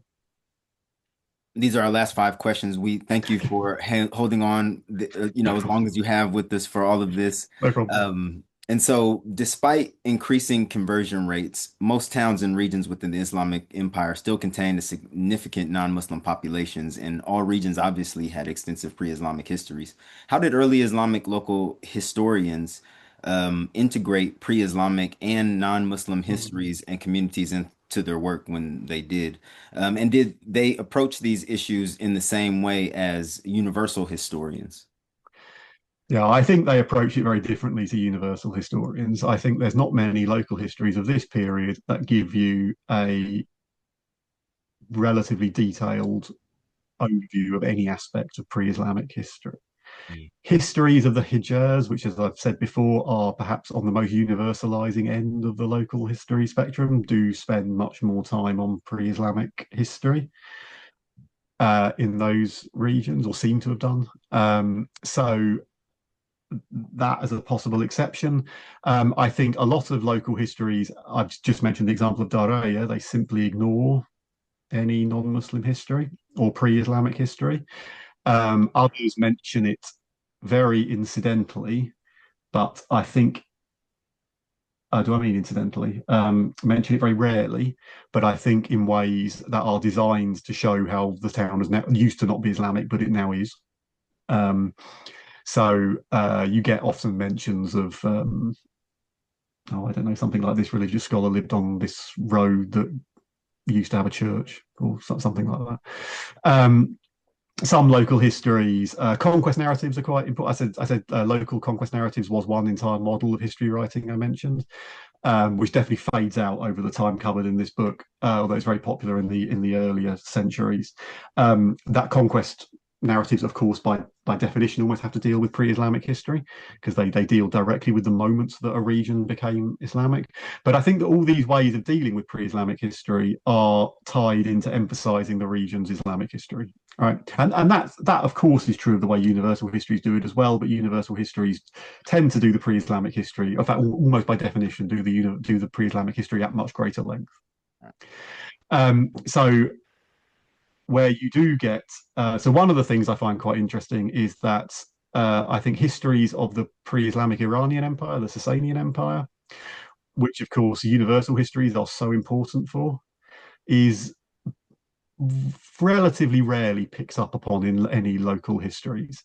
You get the odd mention of Sasanian rulers in some local histories from the former Iranian Empire's territories, but they're often again designed to show the Islamization of a particular area, or to tie it into some form of pre-Islamic prophetic history. I'm trying to think of a good example. I'm afraid I can't off the top of my head, but there are some in the book. So I do think that the ways in which these local histories dealt with non-Islamic history, they vary from work to work, but they are mostly using local history to using non-Muslim history, sorry, to make a point about the region's Islamic history, rather than to give a history of non-Muslim of the pre-Islamic period or something like that. You do not get many lengthy sections focusing on pre-Islamic history in these works. And I'm a bit surprised by that, considering how old civilization in Egypt has been, and that was, one of the first places that the Muslims had expanded into, that they didn't kind of tap into that pre-Islamic, more than just to explain what had happened during the Islamization period. I'm surprised that they didn't kind of tap into the ancient Egyptian historical record. I know you mentioned that archaeological interest did come about later on. But it seems like, yeah, they for Egypt, I'm always surprised by this, just considering how old. Yeah, I mean they do, but again, in some do, but again in ways that I've just been mentioning. So Ibn Zalaq has some stuff on. He does talk about sites from the pre-Islamic period in Egypt's landscape. I mean, of course, the pyramids get mentioned, things like that. And he does have, but again, in a way that you can see this is one area where I think you can see a sort of inter-town polemic coming in. He talks about the sort of pre-Islamic philosophers, most of whom I guess we would think of as sort of ancient Greek philosophers. And he lists a few of them, and then makes a point about how I can't remember how it's phrased exactly, but it's like, and remember that these were all from Egypt. They were not from Basra, they were not from Kufa, they were not from Baghdad, they were from Egypt. So yes, you do get that is a good example of sort of inter-regional, inter-town debates coming into local histories. But it's also, again, what I mean, like using that pre-Islamic history to make a very specific point about the later Islamic era history of that place. Not necessarily to understand the figures and the events that Yeah, unfolded from there, just in order to make exactly. a wider point for the future. Okay. So how much did growing urbanization shape the development and concerns of local history writing? Were the majority of local histories, as a result, centered around towns rather than regions? We know that Chase Robinson has argued that pre-modern Muslim historians almost exclusively documented the lives of urban elites. Do you agree with this view? I think broadly, yes. I think most local histories are mostly about towns. Some wider regions have histories, but I think an interest in the towns of those regions mostly comes across as certainly very important. So I do think that do think that most history, because as I go back to my point that I think most local histories are histories of local communities, not local places. Um, and in that sense, towns are almost by definition important because it's where you build up lots of individuals living together to have local community. So I do think that that's quite, I do think that that's a very important part of it. And obviously, processes of urbanisation do feature into that. So in that sense, yes, I think histories written in this period focus massively disproportionately on urban residents and urban dwellers. Um, yes, I think that is true. Yes. Yeah. And I will say at the outset, on the outset of before actually reading your book, I thought the whole discussion about local histories was going to be very centered around patriotism, nationalism, Mhm. and local pride. But you discussed the dangers of using modern concepts such as patriotism or nationalism as categories of analysis when attempting to understand early Islamic history. Why are such explanatory models so tempting, yet also so unhelpful in your view? You acknowledge that expressions of attachment to territorial local pride and rivalry between the inhabitants of different places were clearly meaningful and important, as you just mentioned from the previous question, in the early Islamic era. So what would be more nuanced, appropriate approach in helping us to think about these expressions, such as the ones exemplified in regional Fada'il literature in their constructing of collective and individual senses of geographic belonging? Yeah, I think there's 2 points that I wanted to make in this book about that question. The first is, I guess, a point that among modern historians working on the early Islamic world is a reasonably obvious point, um, that when we think about attitudes towards land, places, and belonging in this period, we need to be very, very careful that we're not using anachronistic concepts to think about that. And others have written excellent studies of this topic that I largely follow. Uh, but I do think that some fall in there is a trap to be fallen into around thinking about local history as an expression. I mean, the terms patriotism get used in some scholarship. Nationalism is occasionally used, but I will admit, often very carefully by people. Um, so nobody really that I can think of anyway says there is nationalism in behind these works, but sometimes people say something like something akin to nationalism, or to use a modern concept, something like that. And so I think they're traps that we generally do manage to avoid, but have to work quite hard at avoiding. My bigger point about local pride and local history writing is that I'm not denying that people might well have pride in a locality. I am questioning whether the obvious way of expressing pride in a region is to write a history of it, or a history of its scholars, or something like that. There are so many ways, if you wanted to express local pride, you could do, and that we see other authors doing.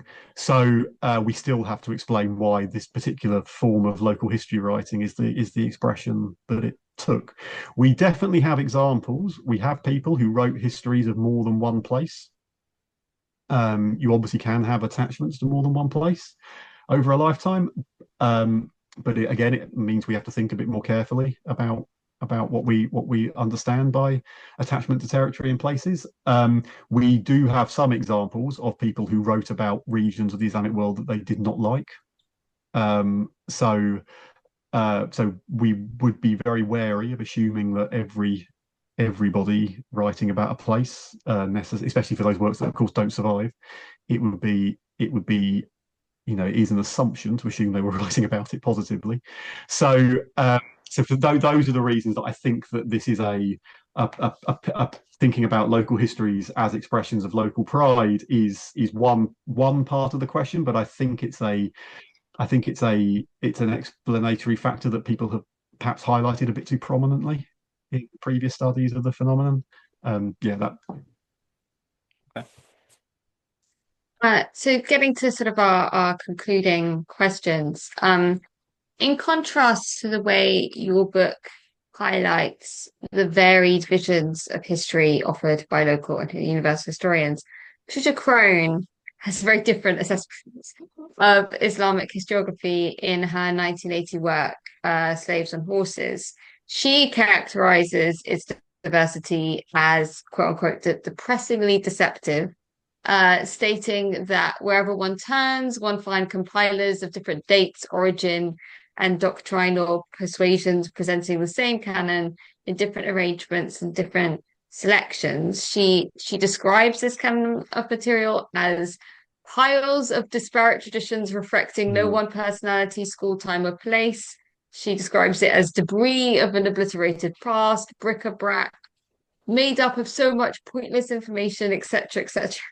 And she also bemoans that academics working with these sources are forever shifting rubble in our own peculiar fields without appreciable effects on the work of our successors or that going on in adjoining areas. So a very pessimistic picture. Would you argue that your work on Islamic historiography and those of your contemporaries like Antoine Baroud, Zaid Antrim, Wadid Al-Qadi, Najm Haidar, who I think is working very much in a similar sort of area as you are, have you all offered a corrective perspective on Crone's pessimism as a new generation of academics? Yeah, I think there's probably two slightly distinct or separate points that Crone was making. I think that a lot of work of more recent work over the decades since Slaves on Horses has done a lot to show the variety of ways that Muslims thought, different authors of historical works thought about history and what they were doing. So I think there are lots of studies by the people you've just mentioned and others that show that different Muslim historians were pushing different narratives that could be quite different, could be quite significantly different to each other, and that at the scale of grand narratives you get differences of approach and thinking, and there is a section of my book where I try to make that point, that I think from local histories you can see some very different grand narratives being pushed to those that we often read in some of the universal histories. On the other hand, the point about the actual information that's included in things, that's I suppose that just depends what you're a historian of. Some local histories will provide you with new information about I don't know, revolts or city building or something that you don't get in universal histories, but there'll be plenty of other events, aspects of those places' histories that the local histories don't really provide anything different in terms of the actual factual information that's being presented. So I think I think those are two slightly different questions. But yes, I would say that I think a lot of work over the last few decades has done quite a lot to show the different, what would you call them? Something like historiographical agendas at work, that different historians are doing importantly different things sometimes with the material that they're discussing, even if the material that they're discussing can be found across many other works as well. And the last time you appeared on this channel over 3 years ago, you discussed your book, The Holy City of Medina, in which you drew on a range of primary and secondary textual and archaeological sources spanning the pre-Islamic and early Islamic periods to argue that the sanctification of Medina was a gradual process that took several centuries, and that the origin of its theological sacred status within Islam was not prophetic. Since that interview, we've interviewed Dr. Saifuddin Kara on the subject of a recent article in which he directly engages with and challenges your thesis. His critique of your book centers on the depth and consistency of your engagement with the available sources, particularly the Hadith corpus. And he argues that ICMA represents a systematic and very verifiable methodology which can trace the Hadith narrations back to the prophetic era and thus demonstrate that that Medina was theologically sanctified on a single occasion by the Prophet, instead of that sanctification being an extended process accomplished by later generations of Muslims. How would you respond to his critique of your work? And do you ever envisage incorporating an approach like ICMA into any future studies you conduct on Islamic historiography? Um, try and keep this brief. I'm afraid I'm aware of his article in, I think, the Journal of Islamic Studies, but I'm afraid I haven't had a chance to see your interview with him, so I don't. I'm not 100% sure what points were made there. It's possible that different points were made, or made in other ways. I think that, broadly speaking, so as you've noted, and as he notes in the article, I don't make much use of the particular methodology that he's interested in applying, the isnad analysis. I think I would leave it to others who are experts in that type of analysis to talk about how well he applies it. I think he seems to apply it in quite an innovative way. That might well be very interesting. I think that I would I have to say that the point I actually take from his article in some ways, which I know he will disagree with, is actually agreement with what I argue in the book, which is that I know it's agreement to some extent anyway. I argue in the book this idea. I argue that the Prophet Muhammad made some form of haram at Medina, right? Made some. I have a whole chapter where I argue that. I do so. I use very different evidence, but I argue that Muhammad makes Medina a haram. But you argue that it was political, not theological. No, I argue it was many things. I argue it was a religious, social, and political endeavor. I'm quite clear in the book that I think there was a very important religious element to it. I think I was anyway. So I do. So no, I think Muhammad's doing it for many reasons, and most of which we probably don't know. But I think we can isolate some important. But a broader point I do make is that sacred spaces are not only religious; they have social functions as well, and that's absolutely true. I do think that Muhammad's haram in Medina has social functions as well as religious functions. That's absolutely true. The rest of the book is not about Muhammad. The rest of the book is about what goes on after the first decade of the Hijra and how Muslims discuss different aspects to do with Medina's sanctity. My reading of the Hadiths as analysed in Dr. Saifuddin Kara's article is that I might have misunderstood, but the common element of all the Hadiths which he I guess would then trace back to the Prophet is that the Prophet makes Medina a haram. And then all the other elements of those hadiths are not common across all of them, and so cannot be traced back that far, which I personally read as a loosely agreement with what I argue in the book, that Muhammad makes Medina a haram, and then later Muslims have discussions about what that means. Does that make sense? No, yeah. No, it does. It does. I find it quite interesting in that sense. And then, of course, my book talks about lots of evidence beyond hadith as well, which I do think is an important part of the discussion of the source material that we have for this as well. So I think in that sense, I still think that sort of chronology of developments that I think about in the book is I would still stand by it. And the only other point I'd make is that I don't know, as a historian, I find the idea that at one moment in time an action is taken and then nobody ever rethinks it over centuries, I find that unlikely.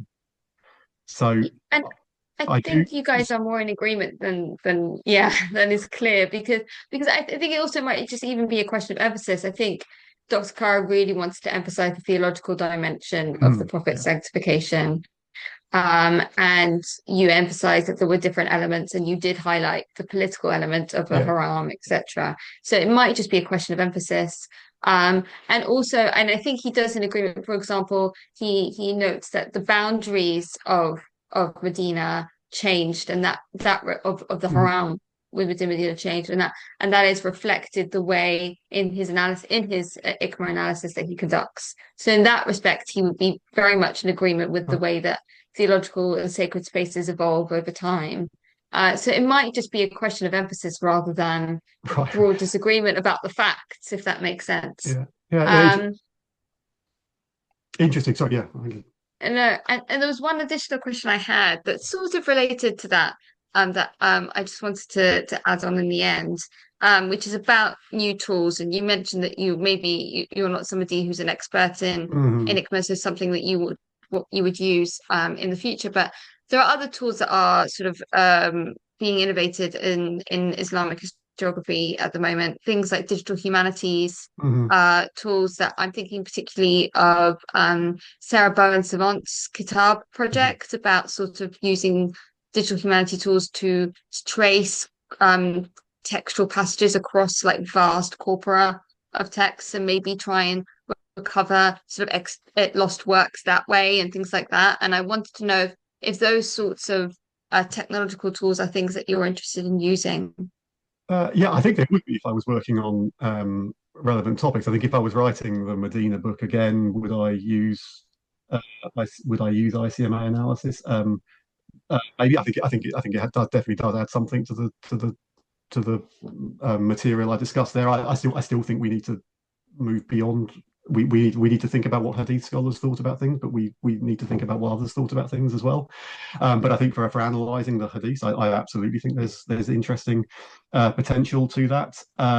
In terms of the digital humanities, the example you gave, the Kitab project, yeah, I mean, again, a long time ago, I wrote an article on a lost history of Medina and through its citations in later sources. Like I wish resources like that had been available to me then, and if I was doing something similar to that, I would absolutely be thinking of using those types of words. I have to say though that the kind of way my work is going at the moment and the kind of topics I'm working on aren't massively well lent to historical meta-analysis.